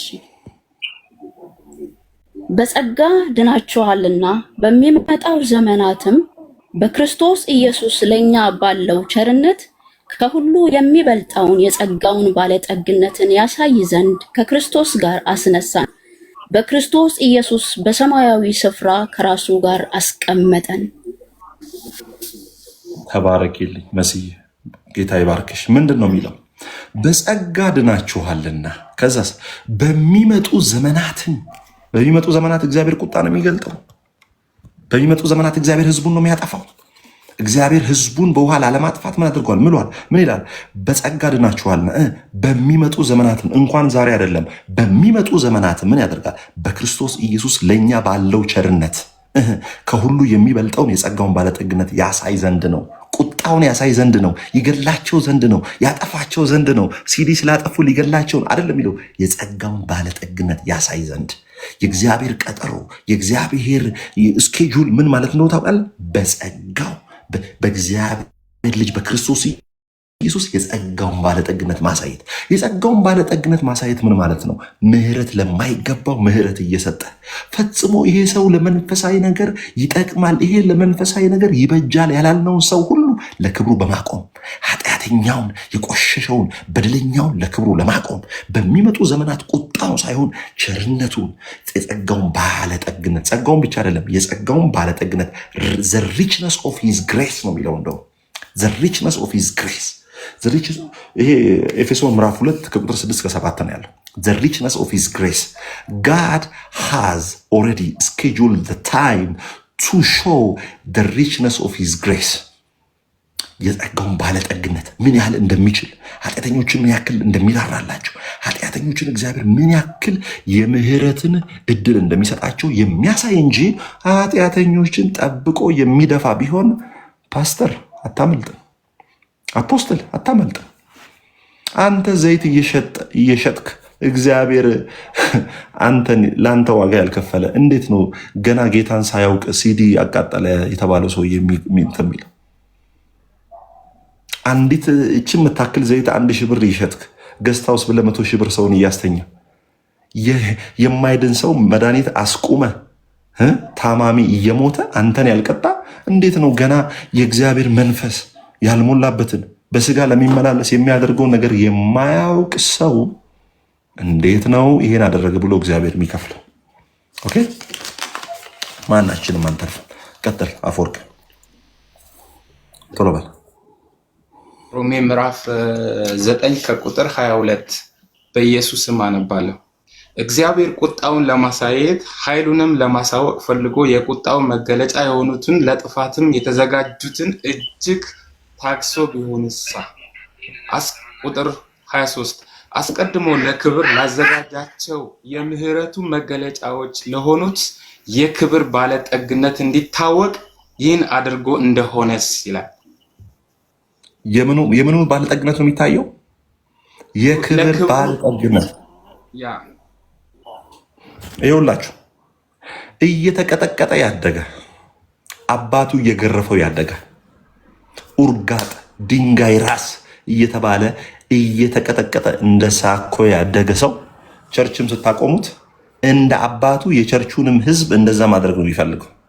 አንተ ተቀጥቅጠ ስላደግ የሆነ ሰው ላይ ቦስ አትሆን እንዴ? አይታችኋል። ባይዘዌ አቶ ቦጋለ እየቀጠቀጠ ስላሳደገው ቸርችም ሲመጣ መጋቢ ሆኖ ከመጣ ምንድነው ህዝቡን መቀጥቀጥ ነው የሚፈልገው። ህዝቡ መቀጥቀጥ ነው የሚፈልገው። ብራዘር እኛ ምንድነን ሲባል የምህረት ዕቃዎች ነን። የምህረት ዕቃ ደግሞ ከአይሁድ ብቻ አይደለም፣ ከአሕዛብ ደግሞ የጠራን የምህረት ዕቃ፣ የቁጣ ዕቃ አይደለንም። እኛ የእግዚአብሔር ቁጣ በዚህ ምድር ላይ ቢገለጥ አንድ ሰው በህይወት አይሰነበትም። ቲጂ ቀጥይ። አማኒ ቪዲዮ መክፈት ትችላለህ?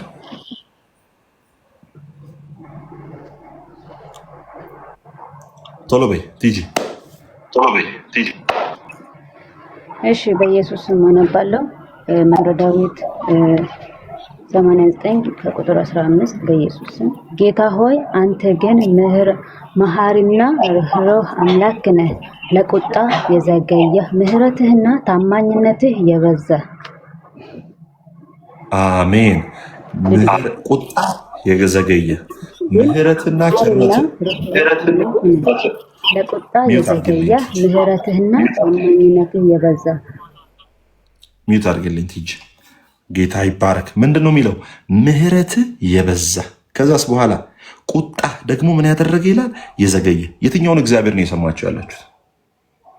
ይሄ በሰዎች ማንነት የተገለጠው ሰዎች ከኖሩበት ካደጉበት ተነስቶ የሚሰብኳችሁን እግዚአብሔር ወይስ በክርስቶስ ኢየሱስ የተገለጠውን እግዚአብሔር? መዝሙር 86 ምንድን ነው የሚለው? 86 15 ላይ ምን ይላል? ምሕረትህ በእኔ ላይ ታላቅ ናትና ነፍሴንም ከታችኛይቱ ሲኦል አድነሃታልና። አቤቱ አመፀኞች በእኔ ላይ ተነስተዋል፣ የክፎቹ ማህበር ነፍሴን ፈለጓት። አቤቱ አንተ መሐሪና ሩሩ አምላክ ነህ፣ መዓትህ የራቀ። ከዛስ ምሕረትህ ምን ያደረገ? እውነትህም የበዛ። ይሄን እግዚአብሔር ነው የምሰብካችሁ። በክርስቶስ የተገለጠውን ቁጣው የራቀውን መዓቱ የራቀውን እንደ ኃጢአታችን ብዛት የማይከፍለንን በምህረቱና በቸርነቱ የፍቅሩን ጠል በራሳችን ላይ እየገለጠ ያለውን እግዚአብሔር ሮሜ 2 ላይ ይላል የቸርነቱና የምህረቱን የትዕግስቱን ምን አትፈታተኑ እያለ ይናገራል ጳውሎስ። አትፈታተኑ። ኦኬ። ከዛ እንዲላል ነገር ግን እንደ ጥንካሬና ንስሐ እንደማይገባ ልብ የእግዚአብሔር ቅን ፍርድ በሚገለጥበት በቁጣ ቀን ቁጣ በራስ ላይ ታከማቻል። ይሄ ለአማኝ የተጻፈ ነው አይደለም? ለማን የተጻፈ ነው? ኢየሱስ ክርስቶስን ሳይቀበሉ ኢየሱስ ክርስቶስን እንደ ግል አዳኝ ሳይቀበሉ እኛ የሙሴ ሕግ አለን ብለው እግዚአብሔር የገለጠውን መሲሁን ያልተቀበሉ ሰዎችን በደንብ አድርጎ ይናገራቸዋል። እርሱ ለእያንዳንዱ እንደ ስራው ያስረክበዋል።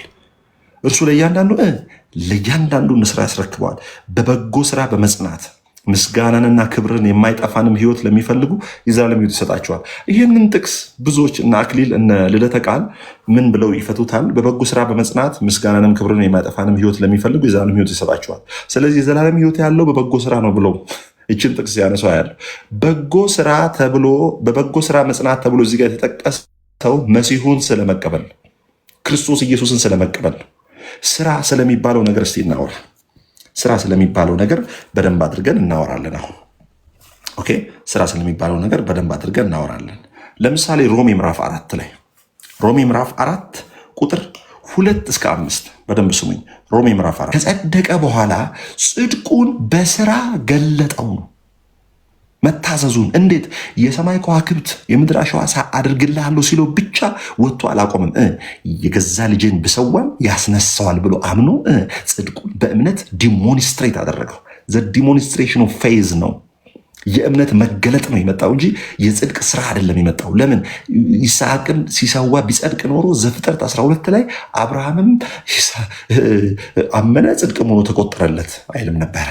ስለዚህ ዘ ዲሞንስትሬሽን ኦፍ ፌዝ ነው የምለው። ዘ ዲሞንስትሬሽን ኦፍ ፌዝ። እሺ አንድ ጥያቄ እዚህ ጋር አለ። ለምሳሌ ብዙ አልተማረም ይሄ ወንድማችን ጳውሎስ ደህንነታችንን በፍርሃትና በመንቀጥቀጥ እንፈጽም ይላል። እዚህ ጋር ደህንነታችንን እንፈጽም ያለው ምንድን ነው?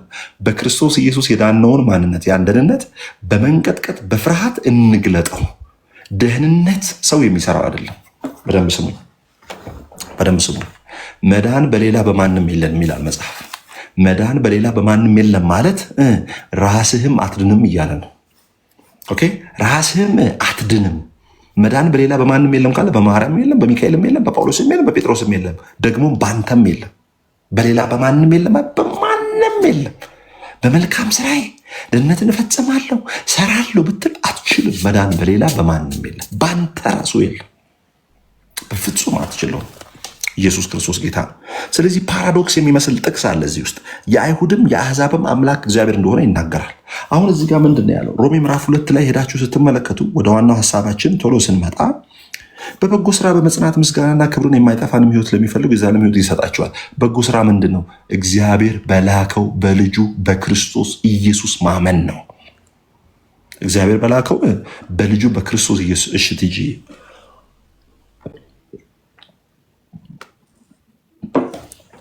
እግዚአብሔር በላከው በልጁ በክርስቶስ ኢየሱስ ማመን ነው። ለዛ ነው መጽሐፍ ቅዱስ ምንድን ነው የሚለው? የእግዚአብሔር ስራ ምንድን ነው? ምን እንስራ ሲሉ ስራ ይፈልጋሉ። ምን አለ? ስራውም በልጁ በክርስቶስ ኢየሱስ ምን እንድታደርጉ ነው? እንድታምኑ ነው። ለአመፃ በሚታዘዙ እንጂ ለእውነት በማይታዘዙትና በአድመኞች ላይ ቁጣና መቅሰፍት ይሆንባቸዋል። ይሄ በማን ላይ ነው? አማኝ ባልሆኑ ሰዎች ላይ። ለእውነት የማይታዘዙ ለክርስቶስ ኢየሱስ የማይታዘዙ በክርስቶስ በማመን እንጸድቃለን ለማይሉ የአብርሃም ልጆች ነን የሙሴ ልጆች ነን፣ በፍጹም መሲሁን አንቀበልም፣ የዮሴፍ ልጅና የማርያም ልጅ አንቀበልም በሚሉት ላይ ምን ይመጣል? መቅሰፍት ይሆንባቸዋል። ክፉን በሚያደርግ ሰው ነፍስ ሁሉ መከራና ጭንቀት ይሆንበታል፣ አስቀድሞ በአይሁዳዊ ደግሞ በግሪክ ሰው። ነገር ግን በጎ ስራ ለሚያደርጉ ልጁን ለሚቀበሉ ምስጋና ይሆንላቸዋል። ከዛ በኋላ ከ12ኛው ምዕራፍ ደግሞ ምንድነው? ከቁጥር 12 እስከ 11 ያለው ነው። ከቁጥር 12 እስከ 16 ያለው ምዕራፍ 2 ከቁጥር 12 እስከ 16 እንዲህ ይላል። ይሄ ምንድነው የሚለው? ህግን በመጠበቅ ሰው እንደማይጸድቅ ይናገራል። የትምህርቴ ወሳኝ ሀሳብ እዚህ ጋር ያለው ምን ይላል? ያለ ህግ ኃጢአት ያደረጉ ሁሉ ያለ ህግ ደግሞ ይጠፋሉና። በደንብ ስሙ። አሁን ወሳኝ የትምህርቱ ሀሳብ እዚህ ጋር ነው። ያለ ህግ ምን ያደረጉ? ኃጢአት ያደረጉ። አሕዛብ ምንድን ነው? ህግ አልተሰጠውም። ያለ ህግ ግን ኃጢአትን ያደርጋል አይደለ? በደንብ ስሙ። እዚህ ጋር ያለ ህግ ኃጢአት ያደረጉ እግዚአብሔር የለውም እያሉ ነው። እግዚአብሔር ደግሞ በጳውሎስ በኩል ምን እያለ ነው? ያለ ህግ ከተጻፈ ሕግ ውጭ ኃጢአትን ራሱ የሚያደርጉ ያለ ሕግ ይጠየቃሉ።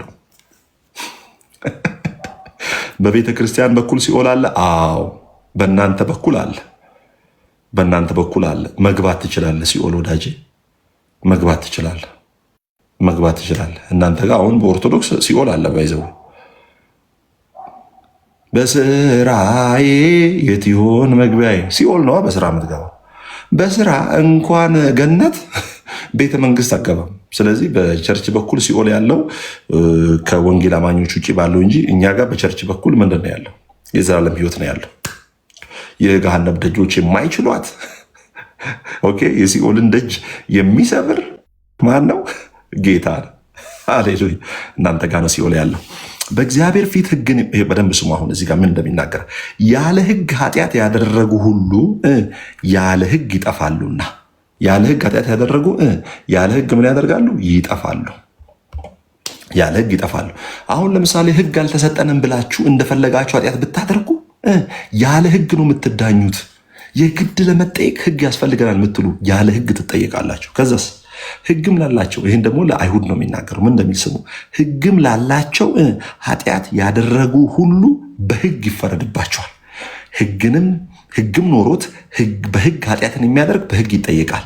ህግም ሳይኖር ኃጢአትን የሚያደርገው በህሊና ህግ ይጠየቃል። ማንም ሊጸድቅ አይችልም። ለዛ ነው ሮሜ 3:23 ላይ ምን ይላል መሰላችሁ? ሁሉም ኃጢአትን ሰርተዋልና። ሁሉም ሲል ምን እያለ ነው? አሕዛብም የተጻፈ ህግ ባይኖራቸው እንኳን በህሊናቸው የተጻፈ ህግ አለ። ክፉና መልካሙ ምን እንደሆነ አይምሯቸው ራሱ ያውቁታል። ክፉና መልካም ምን እንደሆነ አይምሯቸው እያወቀ ኃጢአትን ለሚሰሩ በተጻፈ ህግ አይደለም። ለምን?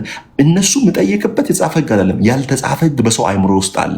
ክፉና መልካም ምን እንደሆነ ሙስሊም ያውቃል፣ ኦርቶዶክሱም ያውቃል፣ ጴንጤውም ያውቃል። ለምን?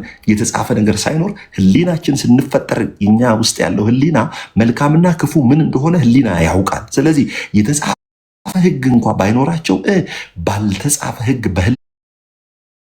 በህሊናቸው ህግ ይጠየቃሉ እያለ ነው። በእግዚአብሔር ፊት ህግን የሚያደርጉት ይጸድቃሉ እንጂ ህግን የሚሰሙ ጻድቃን አይደሉም። ስለዚህ አይሁዳውያን ምንድናቸው? አይሁዳውያን ምንድናቸው? ህግን ይሰማሉ፣ ህግን ግን አያደርጉም። አይታችኋል? ህግን ይሰማሉ፣ ህግን ግን አያደርጉም። ከዛ ምን ይላቸዋል? ህግ የሌላቸው አህዛብ፣ ህግ ያልተሰጣቸው አህዛብ። እሺ ከባህሪያቸው የህግን ትእዛዝ ሲያደርጉ፣ ከባህሪያቸው ምን አይነት ባህሪ? ለእውነት የማይታዘዙ አመፀኞች የሆኑ። ከዛስ እነዚያ ህግ ባይኖራቸው እንኳን ለራሳቸው ህግ ናቸውና የተጻፈ ህግ እንኳን ባይኖራቸው አትግደል የሚለው ነገር ኦኬ፣ አትግደል የሚለው ነገር ምን አለ? የተጻፈ ባይሆን እንኳን በአይምሯቸው ውስጥ ምን አለ? መግደል ትክክል እንዳልሆነ ያውቁታል። መግደል ትክክል እንዳልሆነ ያውቁታል። ስለዚህ በተጻፈ ህግ ሳይሆን በህሊናው ህግ አሕዛብ ይጠየቃል። አሕዛብ እንዴት ሊሆን ነው ብላችሁ የምጠይቁ ሰዎች፣ አሕዛብ በህሊና ህግ ይጠየቃል። ኖህ ጋር የተጻፈ ህግ የለም፣ በህሊና ነው 120 ዓመት መርከብ ሰርቶ ዓለምን የኮነነው። የተጻፈ ህግ የተሰጠው ሙሴ ጋር ነው ብራዘር። ኖህ ጋርም አብርሃም ግን የተጻፈ ህግ የለም፣ በህሊና ህግ እያንዳንዱ በዚህ ምድር ላይ። አንዳንድ ሰዎች እኔ አሁን እነዚህ ሙስሊሞችስ እሺ ሌሎችስ ምናምን፣ ብራዘር ህሊናው መግደል ትክክል እንዳልሆነ ያውቃል። እግዚአብሔር ህሊና ሲፈጥር የአንድን ነገር መኖርና አለመኖር ሐቀኝነት በደንብ አድርጎ ዲስክራይብ የሚያደርግ ነው። ስለዚህ ማንም ህግ ቢጻፍለት ባይጻፍ በህሊናው ህግ ይዳኛል። እነርሱም ህሊናቸው ሲመሰክርላቸው፣ ሀሳባቸው እርስ በርሳቸው ሲካሰስ ወይም ሲያመካኝ በልባቸው የተጻፈውን የህግ ስራ ያሳያሉ። በልባቸው አትግደል። ሰው ስትገድል ትጸጸታል። እንኳን ሰው አይደለም የሆነ ፍጥረት እንኳን ስትገድል ትጸጸታል። ለምን? በህሊና ህግ ትጠየቃል። ከዛስ ምን ይላል? ይህም እግዚአብሔር በኢየሱስ ክርስቶስ እኔ በወንጌል እንዳስተማርኩ በሰው ዘንድ የተሰወረውን በምፈርድበት ቀን ይሆናል። እስቲ ስለ ህግና ስለ ጸጋ እናውራ። በጣም ኢንትረስቲንግ የሆነ በ15 ደቂቃ ውስጥ የሚጨርሰው ትምህርት ነው። 15 ደቂቃ ይቀረኛል ትምህርቱን ለመጨረስ። በ15 ደቂቃ ውስጥ ህግና ጸጋ ምን እንደሆነ እንመልከት። ገላትያ ምዕራፍ 3 ቁጥር 22 ገላትያ ምዕራፍ 3 ቁጥር 22 በጣም ወሳኝ የሆነ የትምህርቱ አንኳር ሀሳብ እዚህ ጋር ነው ያለው። በደንብ ስሙኝ። የትምህርቱ አንኳር ሀሳብ እዚህ ጋር ነው ያለው። እንዳትሸወዱ። በደንብ ስሙኝ። ይህን ከሰማችሁ ታተርፋላችሁ። ከ15 ደቂቃ በኋላ እለቃችኋል፣ ታርፋላችሁ። ገላትያ ምዕራፍ 3 ቁጥር 22 ላይ እንዲህ ይላል፣ ነገር ግን በኢየሱስ ክርስቶስ ከማመን የሆነው የተስፋ ቃል በማመን ነገር ግን በኢየሱስ ክርስቶስ ከማመን የሆነው የተስፋ ቃል ለሚያምኑ ይሰጥ ዘንድ መጽሐፍ ከኃጢአት በታች ሁሉን ዘግቶታል። ሁሉን ዘግቶታል ማለት ምን ማለት ነው? አብርሃምንም ፈትኖ አልቻለው፣ ሙሴንም ፈትኖ አልቻለው፣ ኢሳያስን አልተቻለም። ሁሉም ከውጤት በታች ናቸው። ማንም ከህግ በታች ወድቋል። ሁሉም ኃጢአትን ሰርተዋል፣ የእግዚአብሔርም ክብር ጎሏቸዋል። ከዛስ እንዲህ ይላል፣ እምነትም ሳይመጣ ሊገለጥ ላለው እምነት አልመጣም። አንዳንድ ሰዎች አሁን ለምሳሌ እምነት ባይዘው በአዲስ ኪዳን ነው የመጣው። እምነት አዲስ ኪዳን ነው የመጣው ማለት ምን ማለት እንደው ታውቃለህ? የእምነት መንፈስ ሆኖ እምነት ወደ አንተ መጣ። አንተ በራስህ እምነት አይደለም የጸደቅከው፣ የእምነትን መንፈስ አካፍሎ ነው የጸደቅከው። ባይዘው እግዚአብሔር ጸጋ አዋጥቶ፣ እኛ እምነት አዋጥተን አልጸደቅንም። የእምነትን መንፈስ ራሱ ምን አደረገ? እግዚአብሔር ራሱ አካፈለን። በደንብ ስሙ። እንደዚህ በእምነት እንጸድቅ ዘንድ ህግ ወደ ክርስቶስ ኢየሱስ የሚያመጣ ሞግዚታችን ሆኗል። አሁን እዚህ ጋር ስሙ 24 ምንድን ነው የሚለው? እንደዚህ በእምነት እንጸድቅ ዘንድ ህግ ወደ ክርስቶስ የሚያመጣ ሞግዚታችን ሆኗል። ህግ ምን ይላል? ወደ ክርስቶስ ኢየሱስ የሚያመጣ ሞግዚታችን ሆኗል። አሁን አንዳንዴ ይህንን ጥቅስ ሰዎች ሲረዱ ምን ብለው ያምናሉ? ህግ እየጎተተ ይዟቸው ወደ ክርስቶስ የመጣ የሚመስላቸው ሰዎች አሉ። ህግ እየጎተተ ና እያለ ወደ ኢየሱስ የሚያመጣቸው የሚመስላቸው ሰዎች አሉ። በግሪኩ ይሄንን ቃል ስታነቡት ህግ እየጎተተ ወደ ክርስቶስ አያመጣ። ወደ ክርስቶስ የሚያመጣ ምንድን ነው? አብ ነው የሚያመጣ። ህግ ኃጢአተኛ መሆንን ነው የሚነግርህ። አትችልም፣ ኃጢአተኛ ነህ፣ በደለኛ ነህ ነው የሚልህ። ከዛስ ያንን በደለኛ ነህ ብሎ ህግ ሲያስቀምጥ አባት ይመጣል። ምን ይላል? ይኸውላችሁ አሁን ግሪኩም እንደሚል ታውቃላችሁ። ህግ ወደ ክርስቶስ ኢየሱስ እየጎተተ የሚያመጣ ነው አይደለም የሚለው፣ ክርስቶስ እስኪመጣ እንጂ ወደ ክርስቶስ የሚያመጣ አይደለም ነው የሚለው። ምን አልኩኝ? በአማርኛው ምንድን ነው የሚለው? ህግ እየጎተተ ወደ ክርስቶስ ኢየሱስ አመጣን ብለው ነው ሰዎች የሚያምኑት። ግሪኩን ስታነቡ ደግሞ ክርስቶስ እስኪመጣ ድረስ አገለገለ ነው የሚለው ህግን እንጂ ህግ ራሱ ወደ ክርስቶስ አንተን ማምጣት አይችልም። ለምን? ኃጢአተኛና በደለኛ እንደሆንክ ይነግርህና ጥያቄ ውስጥ ትገባለህ። ጥያቄ ውስጥ ስትገባ ደግሞ ኢየሱስ ይመጣና እናንተ ደካሞች ሸክም የከበዳችሁ ወደ እኔ ኑ ይላል። ስለዚህ ግሪኩ ምንድን ነው? ህግ ክርስቶስ እስኪመጣ ድረስ በመካከል የገባ እንጂ ክርስቶስ ጋር የሚያመጣ አይደለም። ክርስቶስ ጋር የሚያመጣን ማን ነው? አብ ነው። መጽሐፍ ቅዱስ ምን ይላል? ሰዎችን ወደ ክርስቶስ የሚያመጣው እግዚአብሔር ነው። መጽሐፍ ቅዱስ ምን ይላል? አብ ካልገለጠለት በቀር ወልድን ሊያውቅ የሚችል የለም። ስለዚህ ወልድን ክርስቶስ ኢየሱስን የሚገልጥልህ መንፈስ ቅዱስ ወይም እግዚአብሔር አብ እንጂ ህግ አይገልጥልህም። ለምን? ህግን እንጠብቃለን፣ ህግ ተሰጥቶናል እኮ እያሉ እኮ እዚሁ ኢትዮጵያ ውስጥ እኮ እንደነሱ ነውረኛ እኮ ሰው የለም፣ ግን ህግን እንጠብቃለን ይላሉ። ብራዘር በመጽሐፍት የዘላለም ህይወት ያለ እየመሰላችሁ እነርሱን ትመረምራላችሁ አለ ዮሐንስ 5:39 ላይ። እነርሱም ስለ እኔ የሚናገሩ ናቸው። ምንድን ነው? በመጽሐፍት ውስጥ ይፈልጋሉ። መጽሐፍ በፍጹም ወደ ክርስቶስ አያመጣህም። መጽሐፉን ብርሃን ሰጥቶ ገልጦልህ ወደ ክርስቶስ የሚያመጣ አብ ነው። ኢቭን ኢፍ አብን የሚገልጥልህ ወልድ ነው። ወልድን የሚገልጥልህ ማን ነው? አብ ነው። አብ ካልገለጠለት በቀር ወልድን የሚያውቅ የለም ይላል። ከዛስ በኋላ ደግሞ ወልድ ካልገለጠለት በቀር አብን ሊያውቅ የሚችል ማንም የለም። እስቲ ስለ ስራ እናውራ። እስቲ ስለ አዲስ ኪዳን ስራ 12 ደቂቃ ይቀረኛል። ስለ አዲስ ኪዳን ስራ አሁን ስለ ህግ አየን አይደለ? ስለ ስራ እንመልከት እስቲ። ኤፌሶን ምዕራፍ 2:8 ኤፌሶን ምዕራፍ 2 ቁጥር 8 ምን እንደሚል ተመልከቱ። በ12 ደቂቃ ውስጥ ነው የምንጨርሰው። አይዟችሁ። እንዲህ ይላል፣ ጸጋው በእምነት አድኗችኋልና። ምን ይላል? ጸጋው በእምነት ምን አድርጓችኋል? አድኗችኋልና። የትኛው ጸጋው ምን አደረገ? በእምነት አድኗችኋልና። ይህም የእግዚአብሔር ስጦታ ነው እንጂ ከእናንተ አይደለም። ባይዘወይ እግዚአብሔር ጸጋ አዋጥቶ እኛ እምነት አዋተን አልዳንም። የምንድንበትን እምነት ራሱ መጽሐፍ በሮሜ ምዕራፍ 4 ላይ የእምነትን መጠን ለእያንዳንዱ እንዳካፈለ ነው የሚለው። በራሳችን አምነን አይደለም።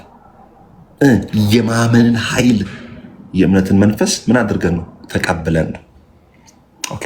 ኢየሱስ ክርስቶስ ጌታ ነው። ምን እንደሚል ስሙ። ጸጋው በእምነት አድኗችኋልና ይህም የእግዚአብሔር ስጦታ ነው እንጂ ከእናንተ አይደለም፣ ማንም እንዳይመካ ከስራ አይደለም። አሁን ይኸውላችሁ በስራ እንጸድቃለን የሚሉ ሰዎች ከታች ደነዝ፣ ሸዋሸዋ፣ ሌባ፣ ኡርጋጥ ብለው እየሰደቡኝ ነው። አያታችኋል? አይችሉትም። ለወጉ ነው በስራ እንጸድቃለን የሚሉት። አሁን ኦርቶዶክሳውያን እያንዳንዱ ኮሜንታቸውን ተመልከቱ። ስድብ ነው፣ እርግማን ነው። እነኚህን እነዚህ ናቸው በስራ እንጸድቃለን ቢሉት አይታችኋል። ማንም ሰው ይውላል በስራ ቢጸደቅ እንኳን ኦርቶዶክሳውያን አይጸድቁም። በስራ ቢጸደቅ ራሱ በፍጹም አይጸድቁም። ስራቸውን እያያችሁ ስድብን እየመረረህም ቢሆን ትሰማለህ ወዳጅ፣ ይሰማል። ጌታ ይባረክ።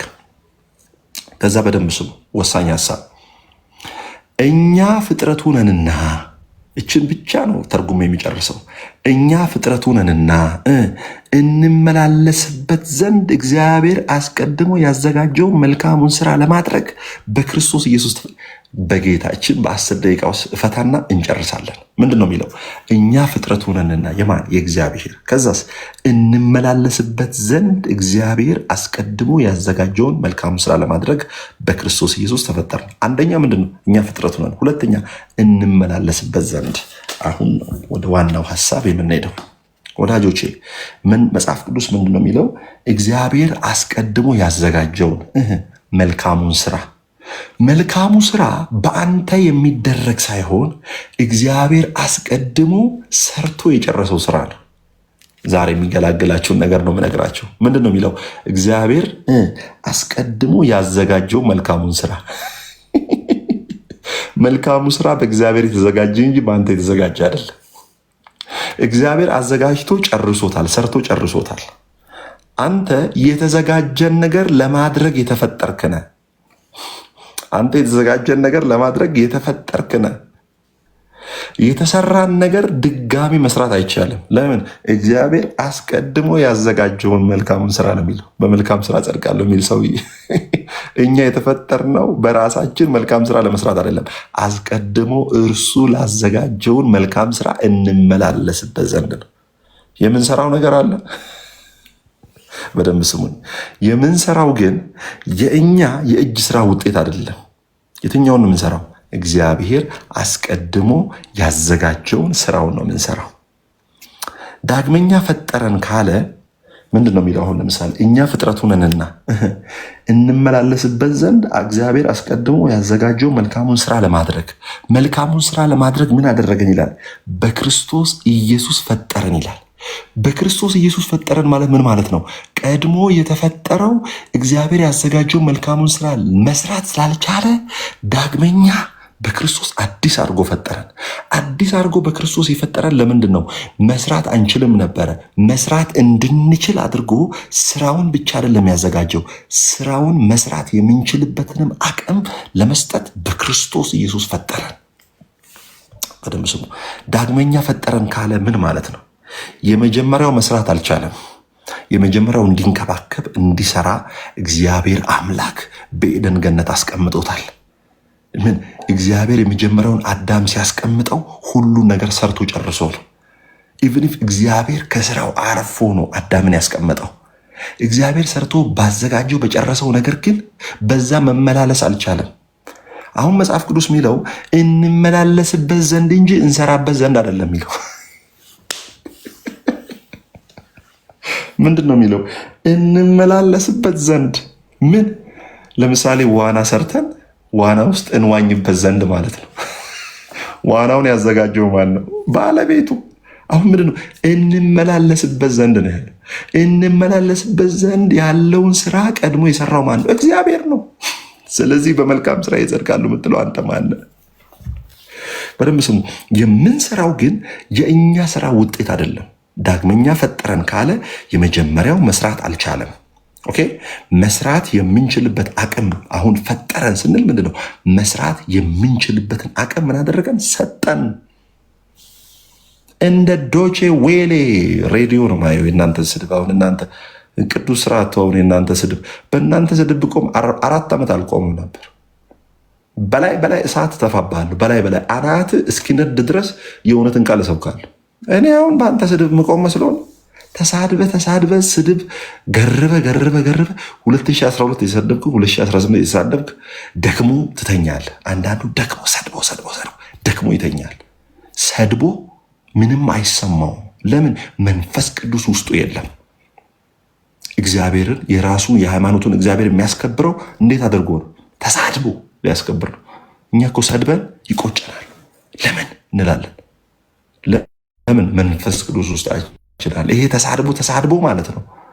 ዝም ነው የሚለው። ለምንድን ነው? ውስጡ የለም መንፈስ ቅዱስ። ተሳድቦ ደስተኛ ነው። ምንም የሚወቅሰው ነገር የለም። እኛ ግን ኔጌቲቭ ነገር ተናግረን ወይኔ ባላልኩ እንላለን። እግዚአብሔር የተባረከ ይሁን። አሁን ምንድን ነው የሚለው? አስቀድሞ እግዚአብሔር ለአዳም ሁሉን ነገር ሰርቶ ጨርሶ ማለት ነው። ሁሉን ሰርቶ ጨርሶ አዳም ማስተዳደር አቃተው። አዳም የተመረጠው ለመጠበቅ ነው፣ ለመስራት አይደለም። 8 ደቂቃ ይቀረኛል። አዳም የተፈጠረው ለምንድን ነው? ለመጠበቅ ነው፣ ለመስራት አይደለም። ለምን? እግዚአብሔር ገነትን ኦልሬዲ ሰርቶ ሰጥቶታል።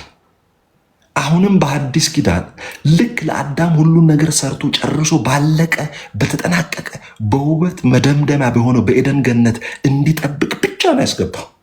አሁንም እኛን በክርስቶስ ኢየሱስ ያስገባበት ስፍራ ኢየሱስ ሰርቶ የጨረሰውን እንመላለስበት ዘንድ ነው እንጂ ኢየሱስ የሰራውን ደግመን እንድንሰራ አይደለም። አንችልም። እኛ አዳም የተጠራው ተሰርቶ ያለቀውን እንዲጠብቅ ነው። እኛም የተጠራ ነው በክርስቶስ ኢየሱስ የተሰራውን እምነት እንጠብቅ ዘንድ፣ እንመላለስበት ዘንድ፣ ለእርሱ የሚገባ ህይወት እንኖር ዘንድ ነው እግዚአብሔር የጠራን። ኤርምያስ 18:2 ላይ ኤርምያስ 18 ትንቢተ ኤርምያስ ምዕራፍ 18 ቁጥር 2 8 ደቂቃ ነው የቀረኝ ወዳጆች። ትንቢተ ኤርምያስ ምዕራፍ 18 ቁጥር 12 ላይ ወደ ሸክላ ሰሪ ውረድ ይለዋል። እስቲ ላንብብላችሁ የመጨረሻ ጥቅስ ኤርምያስ 18 ላይ ምን እንደሚል ስሙ።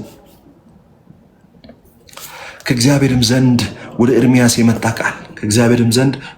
የመጣ ቃል እንዲህም አለው፣ ተነስተ ወደ ሸክላ ሰሪው ቤት ውረድ፣ በዚያም ቃሌን አሰማሃለሁ። ከዛስ ወደ ሸክላ ሰሪው ቤትም ወረድኩ፣ እነሆም ስራውን በመንኮራኩር ላይ ይሰራ ነበረ። ከጭቃም ይሰራው የነበረ ዕቃ በሸክላ ሰሪው እጅ ተበላሸ። ቀድሞ እየሰራ ያለው ዕቃ 7 ደቂቃ ይቀረኛል። ቀድሞ እየሰራ ያለው ዕቃ ምን አደረገ? እነሆም ስራውን በመንኮራኩር ላይ ይሰራ ነበረ። ከጭቃም ይሰራ የነበረ ዕቃ በሸክላ ሰሪው እጅ ተበላሸ። በሸክላ ሰሪው እጅ ምን ሆነ? ተበላሸ። ሸክላ ሰሪውም እንደወደደ መልሶ ሌላ ዕቃ አድርጎ ሰራው። ሃሌሉያ! ኢየሱስ ጌታ ነው። ያ ሸክላ ሰሪ ቀድሞ ያን ሸክላ ሲሰራ ለሆነ ዓላማ ነበር ይሰራ የነበረው። ያ የተሰራው ሸክላ ግን ለተፈለገው ዓላማ አልዋለም። ግን የሚገርማችሁ ነገር ያ ሸክላ አይጠቅምም ብሎ አሽቀንጥሮ አልጣለውም። ሃሌሉያ! አይጠቅምም ያ ሸክላ ብሎ አሽቀንጥሮ አልጣለውም። ምን አደረገ? ደግሞ ምን አደረገው? ሰራው። ያንን የቀደመውን አዳም አይጠቅምም፣ አይረባም፣ እኔ ለሰጠሁት ዓላማ ገነትን የተንከባከበ አልቆይም አላለም። ዳግመኛ ሸክላ ሰሪው ያ የወደቀውን አዳም በዳግመኛ በክርስቶስ ኢየሱስ ፈጠረው። ያንን በመልኩና አምሳል የፈጠረው ለእርሱ ዓላማ መኖር አልቻለም። መጣና ኤፌሶን ምዕራፍ 1 ቁጥር 3 ላይ በመንፈሳዊ በረከት ባርኮት፣ በሰማያዊ ስፍራ ባርኮት በክርስቶስ ኢየሱስ ፈጠረው። 2 ቆሮንቶስ ምዕራፍ 5:17 ላይ ማንም በክርስቶስ ቢሆን ምን አድርግ? አዲስ ፍጥረት ነው። አይታ ሸክላ ሰሪው አይጠቅምም አይረባም ብሎ አዳምን ወደ ጨለማ አልከተተውም። ይልቁኑ በራሱ መስራት ስላልቻለ በአዲስ ኪዳን በክርስቶስ ኢየሱስ ፈጠረውና ለእርሱ የሚመች ዕቃ አድርጎ ዳግመኛ ይሰራል። እግዚአብሔር ይሄ ነው። ሰው የጣለውን ሰው አይረባም አይጠቅምም ያለውን ከእንደገና ለክብሩ ዳግም እድል ሰጥቶ የሚያቆም አምላክ ነው። አይታችኋል። ከጭቃ የሚሰራ የነበረው ሸክላ በሸክላው እጅ ሰሪ ተበላሸ። ሸክላው ደግሞ ሰሪው የማይረባ ብሎ አልጣለው። ምን አደረገው ይላል? ሸክላ ሰሪውም እንደወደደ መልሶ ሌላ ዕቃ አድርጎ ሰራው። አሮጌውን አዳም አሽቀንጥሮ አልጣለውም። ምን አደረገው? የአሮጌው አዳም በመብላት ባለመታዘዝ ቢወድቅ በኋለኛው አዳም በክርስቶስ ኢየሱስ መታዘዝ ዳግመኛ ፈጠረው። ሸክላ ሰሪው እግዚአብሔር እንደፈለገ አድርጎ ይስራን። አሜን ሃሌሉያ። ይኸውልህ ደካማ የሆነ ሰው እኮ ነው በአንተ ተስፋ የሚቆርጠው። ኃያሉ እግዚአብሔር ግን በአንተ ተስፋ አይቆርጥም። ታውቃለህ አይደል? ኃጢአተኛው ሰው እኮ ነው አንተ ላይ የሚፈርደው። ንጹሑ እግዚአብሔር ግን አንተ ላይ አይፈርድም። ሰው ኃጢአተኛ ሆኖ ከፈረደብህ እግዚአብሔር ንጹሕ ፍክት ጥርት ጽድት ያለው እግዚአብሔር ደግሞ በአንተ ተስፋ አይቆርጥም። እነግራችኋለሁ። ሰው በእናንተ ተስፋ ቢቆርጥ፣ ሰዎች ቢጠሏችሁ፣ ሰዎች አሳልፎ ቢሰጧችሁ፣ ሰዎች እናንተን አይረቡም አይጠቅሙም ቢሏችሁ፣ ወዳጆቼ እነግራችኋለሁ እናንተ የምትጠቅሙ የምትረቡ ናቸው። ለምን? ሸክላ ሰሪው እንደፈለገ አድርጎ ዳግመኛ ለክብሩ ምን ያደርጋችኋል? ያቆማችኋል። ኢየሱስ ክርስቶስ ጌታ ነው። የመጀመሪያው ሰው ሲበላሽ ያንኑ ሰው በክርስቶስ ኢየሱስ ድጋሚ እግዚአብሔር ፈጠረው። ሲፈጥረው ግን 6 ደቂቃ ይቀረኛል። ያንን ሰው ሲፈጥረው ግን ምን አደረገ? ሄዶ እንዲሰራ ሳይሆን አስቀድሞ የሚያስፈልገውን ነገር ሰርቶለት፣ በደንብ ስሙ። ዳግመኛ አዲስ ፍጥረት አድርጎ እግዚአብሔር ሲፈጥረን እኛ ራሳችን እንድንሰራ ሳይሆን አስቀድሞ ለእኛ የሚያስፈልገውን ነገር ሁሉ በክርስቶስ ኢየሱስ ሰርቶ ጨረሰና ደግመ ኑሮው ነው ያለው። ተመላለስበት፣ ተምነሽነሽበት ነው ያለ። ለምን? የክርስቶስ ኢየሱስ ህይወት በክርስቶስ ኢየሱስ ጸጋና አቅም የምንደግመው ህይወት ነው። 5 ደቂቃ ይቀረኛል፣ አይዟችሁ። የክርስቶስ ኢየሱስ ህይወት በክርስቶስ ኢየሱስ ጸጋና አቅም ምንድን ነው? ስራው ተሰርቷል። አሁን የጽድቅ ስራ በክርስቶስ ኢየሱስ ተሰርቷል። የኛ ስራ ምንድን ነው? የጽድቅ ፍሬ ነው። አሁን እግዚአብሔር ምንድን ነው ያለው? እንድንሰራው አይደለም ያለው፣ እንመላለስበት ዘንድ። ስራ ከውድቀት በኋላ የመጣ ነገር ነው። ባይዘው ምን አልኳችሁ? ስራ ከውድቀት በኋላ የመጣ ነው። ከውድቀት በፊት ስራ አልነበረም የነበረው። አዳም ስራ ሳይሆን ጠብቅ ነው የተባለው። ከኔ ጋር ናችሁ? ምንድን ነው የተባለው? አዳም ስራ ሳይሆን ምንድን ነው የተባለው? ጠብቅ ነው የተባለው። ስለዚህ አዳም ስራ ሳይሆን ጠብቅ ነው የተባለው። ምን ጠብቅ? የተሰራውን ጠብቅ። እኛስ በክርስቶስ ኢየሱስ ተሰርቶ ያለቀውን መዳን፣ በክርስቶስ ኢየሱስ ተሰርቶ የተጠናቀቀውን ይህንን ህይወት ኑሩት፣ ግለጡት። የጽድቅ ፍሬ በእናንተ ላይ ይገለጥ። ጴጥሮስ ምንድን ነው ያለው? በሁለተኛ ጴጥሮስ ላይ እግዚአብሔርን ለመምሰልና ለህይወት የሚጠቅመውን ነገር ሁሉ ስለሰጠን። አሁን እግዚአብሔርን መምሰል ከራስ ተነስተ አይደለም እግዚአብሔርን የምትመስለው። ምን ማለት ነው? እግዚአብሔርን እንድትመስል ራሱ እግዚአብሔር ለህይወትና እርሱን ለመምሰል አቅም ሰጥቶሃል። ምን እያልኩ መሰለ? ዘሩ ኢየሱስ ነው። ለዛ ዘር ምላሽ ከሰጠ በአንተ ህይወት ላይ ፍሬ ይወጣል። ለምን? አቮካዶ ዘርተ ማንጎ አይወጣም። የስንዴ ቅንጣት ሆኖ የወደቀው ወደ ሞት ማን ነው? ኢየሱስ ነው። ኢየሱስን ከተቀበልክ ኢየሱስ በአንተ ውስጥ ፍሬ ያፈራል። ስለዚህ ምንድነው? አስቀድሞ ያዘጋጀው ማን? እግዚአብሔር አስቀድሞ ያዘጋጀው መልካም ስራ አለ፣ በሰው ያልተዘጋጀ፣ በሰው ያልተሰራ።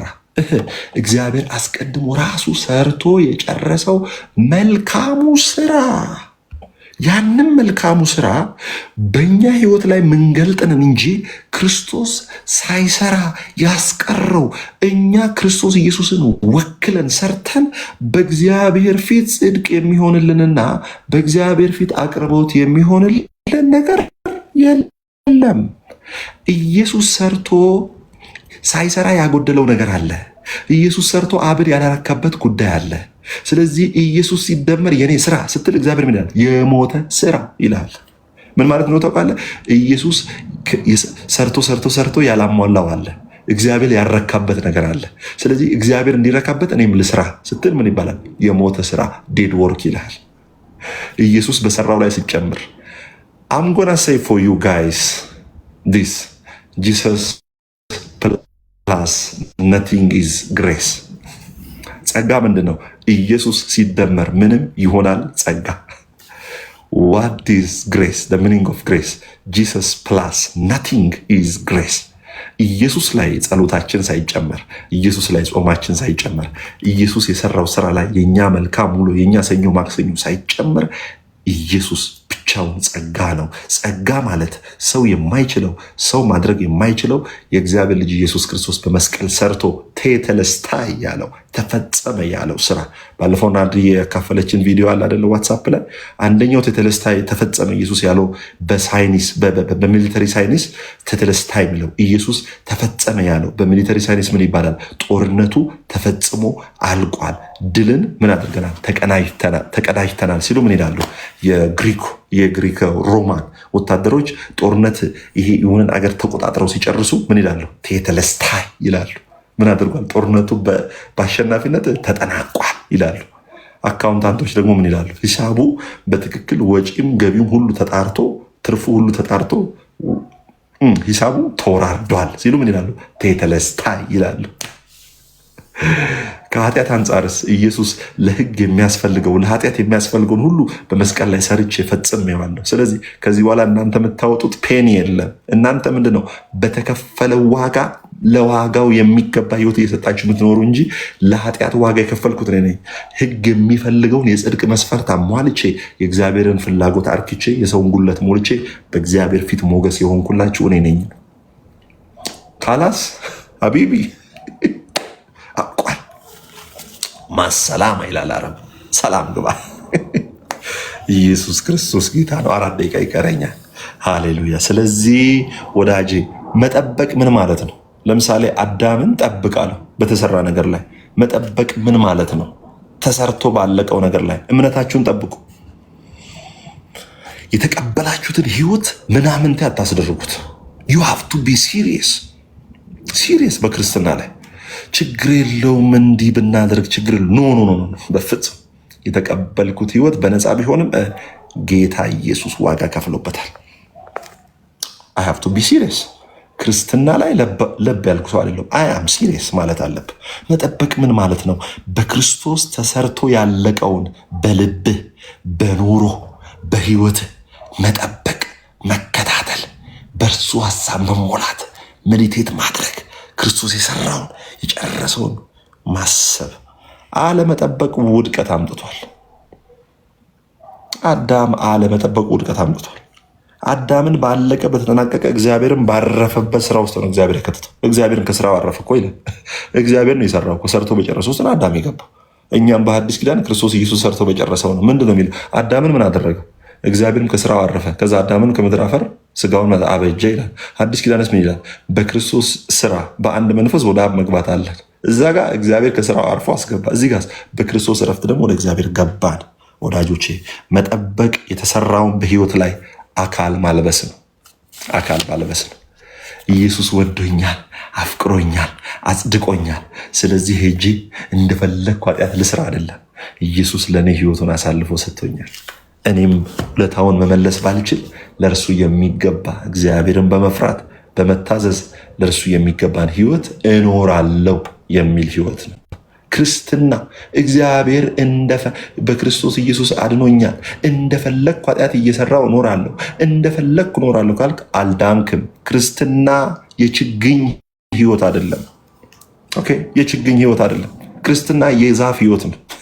ጸድቅ ያለው እያሉ መጽደቅንና ማፍራትን የሚገልጥ ህይወት ሳያሳዩ ችግኝ ሆኖ መኖር አይደለም።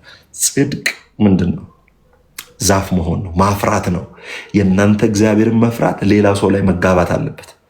የሆነ ሰው ኃጢአት እየሰራ የሆነ ሰው በሆነ በማይረባ ነገር ውስጥ ሲመላለስ እናንተን ሲያይ እንዴ ናርዲ መጣች ብሎ ማቆም አለበት። ክርስትና የችግኝ ህይወት ሳይሆን የምን ህይወት ነው? የዛፍ ህይወት ነው። ሌሎች መጠለያ፣ ሌሎች ታዛ መሆን ነው። 3 ደቂቃ ቀረኝ። ኢየሱስ ክርስቶስ ጌታ ነው። ስለዚህ ወዳጆቼ በህይወት ላይ ተግባራዊ እንዲሆን ፍቀድ። ትችላለህ። ትዕግስት ባይዘው እንችላለን። ለምን? ዘሮ አላ ትዕግስት የመንፈስ ፍሬ ነው።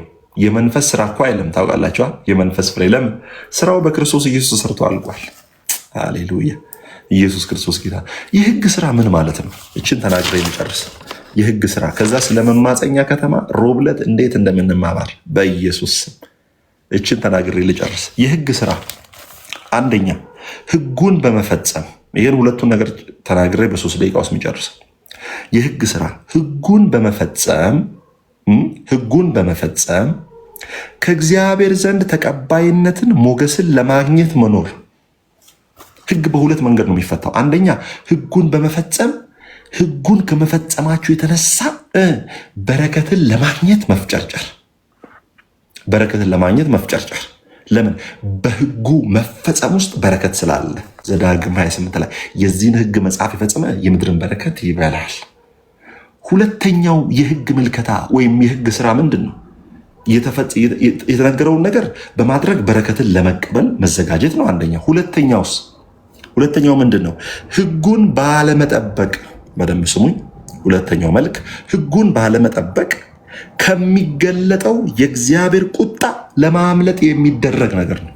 አንደኛ ህጉን በመጠበቅ የሚገኘውን በረከት ለማግኘት፣ ሁለተኛ ህጉን ባለመጠበቅ ከሚገለጠው እርግማን ለመዳን መፍጨርጨር ማለት ነው። ገብታችኋል? አንደኛ ህጉን በመጠበቅ ከህጉን መጠበቅ ከሚያመጣው ትሩፋት ወይም በረከት ተካፋይ ለመሆን፣ ሁለተኛው ህጉን ባለመጠበቅ ለህጉ ባለመታዘዝ ከሚመጣው እርግማን ማምለጫ ነው። ህጉን ደግሞ መጽሐፍ ቅዱስ ሲናገር ሮሜ ምዕራፍ 8:6 ላይ ስጋ ለእግዚአብሔር ህግ መገዛት ተስኖታል ይላል። ስለዚህ ህግና ነቢያትን የፈጸመ እኔና መሲ መፈጸም ያቃተንን እኛን ወክሎ መስቀል ላይ ፈጽሞ የእሱ መፈጸም እኛ እንደፈጸምን አድርጎ እግዚአብሔር ተቀበለን። ኦኬ፣ እግዚአብሔር ተቀበለን። እሺ፣ 2 ደቂቃ ቀረኝ። 2 ደቂቃ አይዟችሁ፣ ደክሟችኋል። 2 ደቂቃ ባይዞ ከመስበክ በላይ ቁጭ ብሎ መስማት ነው የሚያደክመው። አይኖ ጋይስ፣ ግን እናንተ የተባረካችሁ ናችሁ። ለምን? የዘራችሁትን ታጭዳላችሁ። ዛሬ ቁጭ ብላችሁ ሰምታችኋል። ነገ የሚሰማችሁ እልፍ ትውልድ እግዚአብሔር ይሰጣችኋል።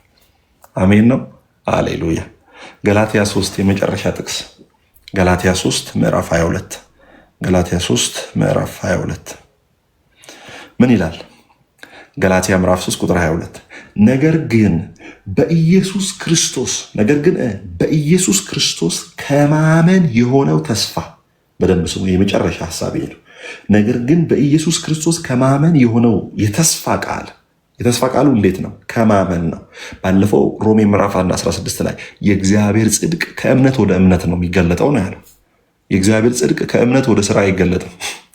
በስራ ጀምረን በጽድቅ ማለት በእምነት ጀምረን በስራ አንቀጥልም። ሮሜ ምዕራፍ 1:17 ምንድን ነው? የእግዚአብሔር ጽድቅ ከእምነት ወደ እምነት ነው። በእምነት ጀምረን በስራ አንቀጥልም። አሜን። ከዛ ምን ይላል? ነገር ግን በኢየሱስ ክርስቶስ በማመን የሆነው የተስፋ ቃል ለሚያምኑ ይሰጥ ዘንድ መጽሐፍ ከኃጢአት በታች ሁሉን ዘግቶታል። ከኃጢአት በታች ሁሉን ዘግቶታል ማለት ማንም ህግን ለመፈጸም ማንም ደግሞ ኃጢአትን ለማስተሰረይ የሚገባ ነገር ማንም ምን ሊያደርግ አልቻለም? መፈጸም አልቻለም። ከኃጢአት በታች ሁሉን ዘግቶታል። ሁሉም አቅም የለውም። እምነትም ሳይመጣ ሊገለጥ ላለው እምነት ተዘግተን ከህግ በታች እንጠበቅ ነበር። እምነት አልመጣም። ከዛ በፊት ሰዎች በራሳቸው እምነት ነበር የሚኖሩት። አሁን ደግሞ ማመን እንድንችል ራሱ የእምነትን መንፈስ አካፍሎ መጽሐፍ ቅዱስ በሮሜ ምዕራፍ 4 ላይ እንደሚናገር ምንድን ነው የሚለው? የእምነትን መንፈስ ለእያንዳንዱ እንዳካፈለ። ያንተ እምነትማ የሚያድን ቢሆን ኖሮ እኮ ብራዘር፣ አንዳንዴ ቤት ኪራይ ስታጣ የለህማ ትላለህ። ስለዚህ የለህማ ስትል እምነት ተሟጦ ያልቃል። ግንስ መጽሐፍ ቅዱስ ምን ነው? እምነትህ እንዳይጠፋ ስላንተ ማለድኩ። እምነትህ ሊፍታፕ እያደረገ የእምነት መንፈስ እየሰጠ በሞተው ነገር ላይ እንድታምን እግዚአብሔር ልክ ቢሊግራም አንተ ቢሊግራም ምንድን ነው ሙድ የምትይዘው አሉት። ምንድን ነው እኔ ሙድ የሚይዘው ምናምን አሉት። አንተ ዮናስ አሳ አንባሪ ሆድ ውስጥ ገባ ምናምን ብለው ሲዋሹ ትሰማለህ እንዴ ምናምን ሲሉት ዮናስ አሳ አንባሪ ሆድ ውስጥ ገባ የሚለውን አላመናችሁም? እኔ የሚገርማችሁ አሳ አንባሪው ራሱ ዮናስ ሆድ ውስጥ ገብቷል ቢሉ አምናለሁ አለ። መጽሐፍ ቅዱስ ካለኝ አለ አምናለሁ አለ። ዮናስ አሳ አንባሪ ውስጥ ሆድ ውስጥ ገብቶ አይደለም፣ አሳ አንባሪው ራሱ የዚች ትንሹ አንጀት ውስጥ ራሱ ብትገባ እኔ መጽሐፍ ቅዱስ ካለ አምናለሁ አለ። ኢየሱስ ክርስቶስ ጌታ ነው። ከዛ ምን ይላል? እንደዚህ በእምነት እንጸድቅ ዘንድ ህግ ወደ ክርስቶስ የሚያመጣ ሞግዚታችን ሆኗል። በደንብ ስሙ። ኮንኮርዳንስ ቨርዥን የሚባል አለ። ኮንኮርዳንስ ቨርዥን መጽሐፍ ቅዱስ እንግሊዝኛው ኢንድ ነው የሚለው። ወደ ክርስቶስ ኢየሱስ የሚያመጣ ሞግዚታችን ነው የሚለው። የሚያመጣ ኢንድ ነው የሚለው እንግሊዝኛው። ኮንኮርዳንስ ቨርዥን ስትመለከቱ ደግሞ ኤክስፓየርድ ነው የሚለው። ህግ ወደ ክርስቶስ ኢየሱስ ሊያመጣን አይችልም። ኤክስፓየርድ ነው። ወተት ታውቃላችሁ፣ ያድናል አይደለም? መርዝ ምናምን በረኪና ሲጠጣ ያድናል አይደለም? ስኩል ማስተር የስ ፔዳጋጎስ ላቭ ፕሪቬልስ ተባረክ። ስኩል ማስተር ፔዳጋጎስ። ስኩል ማስተር ማለት ምንድን ነው? ሞግዚት ነው። የእኛ ሀገር ሞግዚት ተማሪዎችን ምን የሚያደርግ ነው? ያስተምርና ልጆችን ማለት ይሄ ሲሸኑ የሚጠርግ ዳይፐር የሚያደርግ ውጭ ሀገር ላይ የሚሰሩ የተከበረ ስራ ነው። ሁሉም ሰው የሚሰራው ስራ። ትላልቅ ሰዎችም ህፃናት ላይ ሞግዚቶች ምንድን ነው? አፋቸውን እስኪፈቱ ለትምህርት ቤት ዝግጁ እስኪሆኑ ድረስ ሞግዚቶች ምን ያደርጋሉ? ያሳድጋሉ። የአይሁድ ስኩል ማስተር ወይም ፔዳጋጎስ ግን ምንድን ነው? አንድ ልጅ ለትምህርት ቤት መማር፣ መናገር፣ እያንዳንዱን ትምህርት ጭምር ነው የሚያስተምረው። ስለዚህ ህግ ምንድን ነው የሚያደርገው? ስለ ኃጢአት ይነግርህና ምን ያደርጋል? አዳኝ እንደሚያስፈልግ ነው የሚነግር። አንድ ፔዳጋጎስ ወይም ስኩል ማስተር አንድን ልጅ ካስጠናና ካስተማረ በኋላ 1 ዓመት ካስጠና መጨረሻ ሲወጣ ነው የሚከፈለው። እስራኤል ላይ 2 ዓመት ካስጠና የ2 ዓመቱ ተጠራቅሞ መጨረሻ ላይ ነው የሚከፍሉት። በየወሩ አይከፍሉም። ልጃችሁን ለትምህርት አብቅተው በትምህርትም በሁሉም ነገር ምን ያደርጋሉ መሰላችሁ? ኢኩብድ ካረጉ በኋላ ነው ምን የሚያደርጉት? ለእናንተ የሚሰጡት። ለእናንተ ከሰጡ በኋላ ልጆቻችሁ ማንበብ መጻፍ ይችላሉ። ራሳቸውን ልብስ መቀየር ይችላሉ። መጸዳጃ ራሳቸውን መጠቀም እንዲችሉ እንዲማሩ ኢንቴሌክቹዋሊ ያላቸውን ነገር ሁሉ ሰርተው ነው የሚሰጧቸው ስኩል ማስተሮች የአይሁድ። ከዛስ 2 ዓመት ካገለገሉ መጨረሻ ሊወጡ ሲሉ የ2 ዓመቱን ሙሉ ሰብስባችሁ ነው የምትከፍሉት።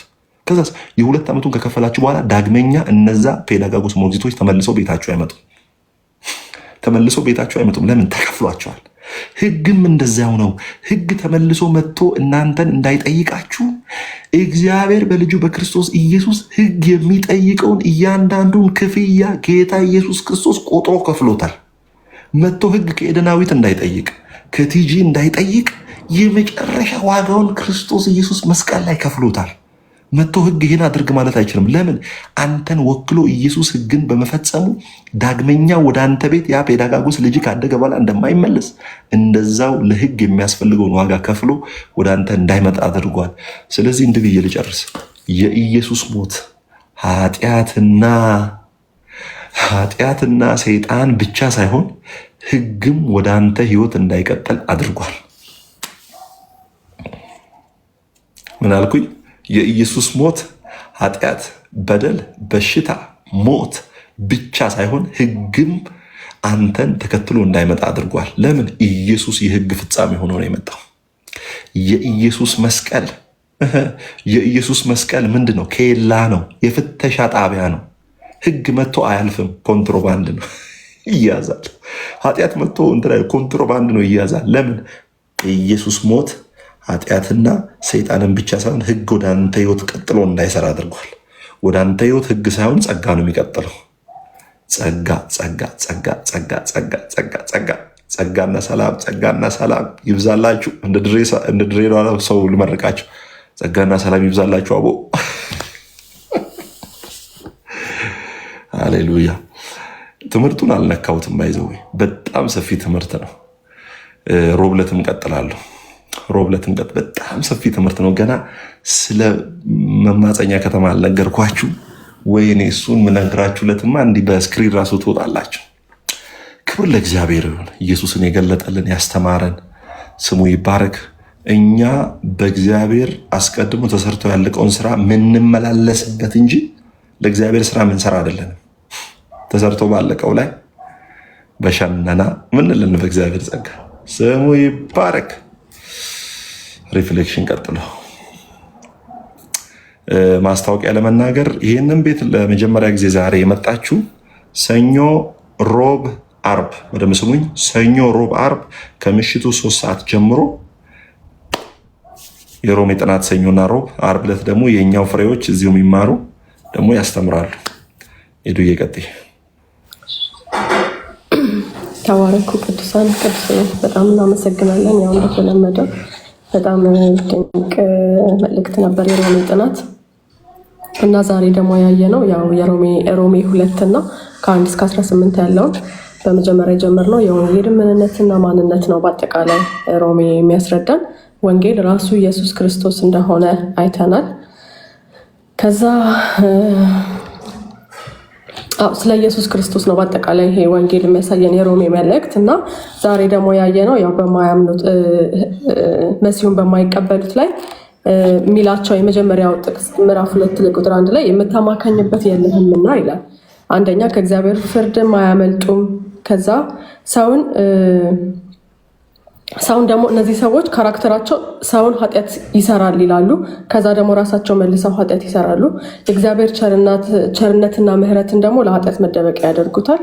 ከዛ ምን የሚል አንድ ነገር አየን። ኃጢአት የእግዚአብሔር ቸርነትና ምሕረት የኃጢአት መሰንበቻ ሳይሆን ኃጢአትን መሰናበቻ ነው የሚል በጣም ደስ ያለኝና ልቤ ውስጥ የቀረ ቃል ነው ይሄ።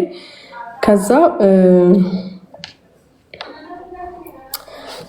የተለያዩ ጥቅሶችን አነሳና ሁለተኛ ጴጥሮስ ምዕራፍ 3 ቁጥር 9 አየን። እግዚአብሔር ለንስሐ ሰዎች እንደሚታገስ ጠቅለል አድርጌ የተናገርኩኝ ስለሆነ ነው። ከዛ ቲቶን ደግሞ አየን። ቲቶ ላይ እግዚአብሔር ያዳነን ካደረግነው ጽድቅ የተነሳ ሳይሆን ከእሱ ምሕረትና ቸርነት የተነሳ መሆኑን አየን። ከዛ ኢሳያስ 30 አነሳን።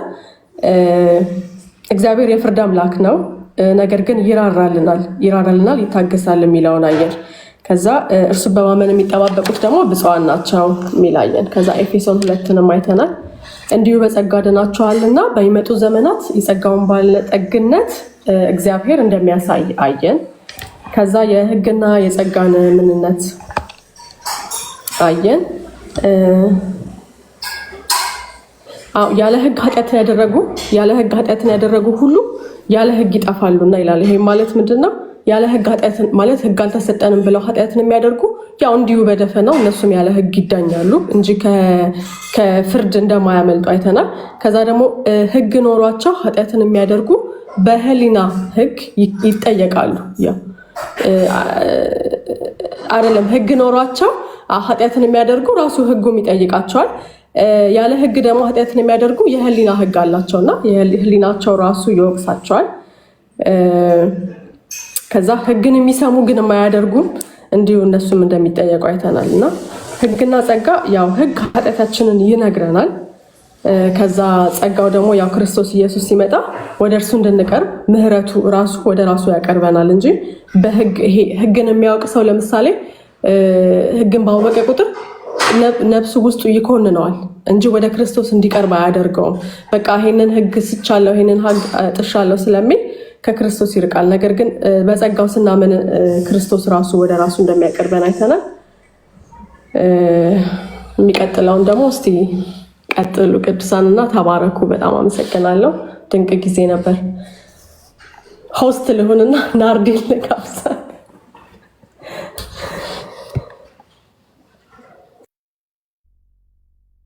ቻርጀር እያረኩኝ ተጣሟል። እንግዲህ በደንብ ታያለኋል። እንደዚህ አቁሜ ነው ላይ ያረኩት። እግዚአብሔር የተባረከውን ቅዱስ የጸጋ ብዝት ይበልልህ። በጣም ድንቅ ጊዜ ነበረ። ኤዱዬ ተባረኪልኝ። ሁሌም ስታብራሪ እንደ አዲስ ትምህርቱን እንደገና ነው እንትማረገው እና ዘመናችሁ ይባረክ። ኤዱ ብዙ ነክተዋለች፣ ግን በጣም ውስጤ ላይ የቀረልኝን ነው የምናገረው። ስለ ስራ፣ ይሄ ስራ ሁልጊዜ የምንጠየቀው ነገር ነው አይደል? እና ቅዱሴ በደንብ አብራርቶልናል እና በጣም ደስ ያለኝ ከዛ ውስጥ እንትን ያልኩት በጎ ስራ ተብሎ የተጠቀሰው ክርስቶስን ማመን ነው የሚል ነገር ጽፌያለሁኝ። ማለት ይሄ ስራ ጌታም ብሏል አይደል?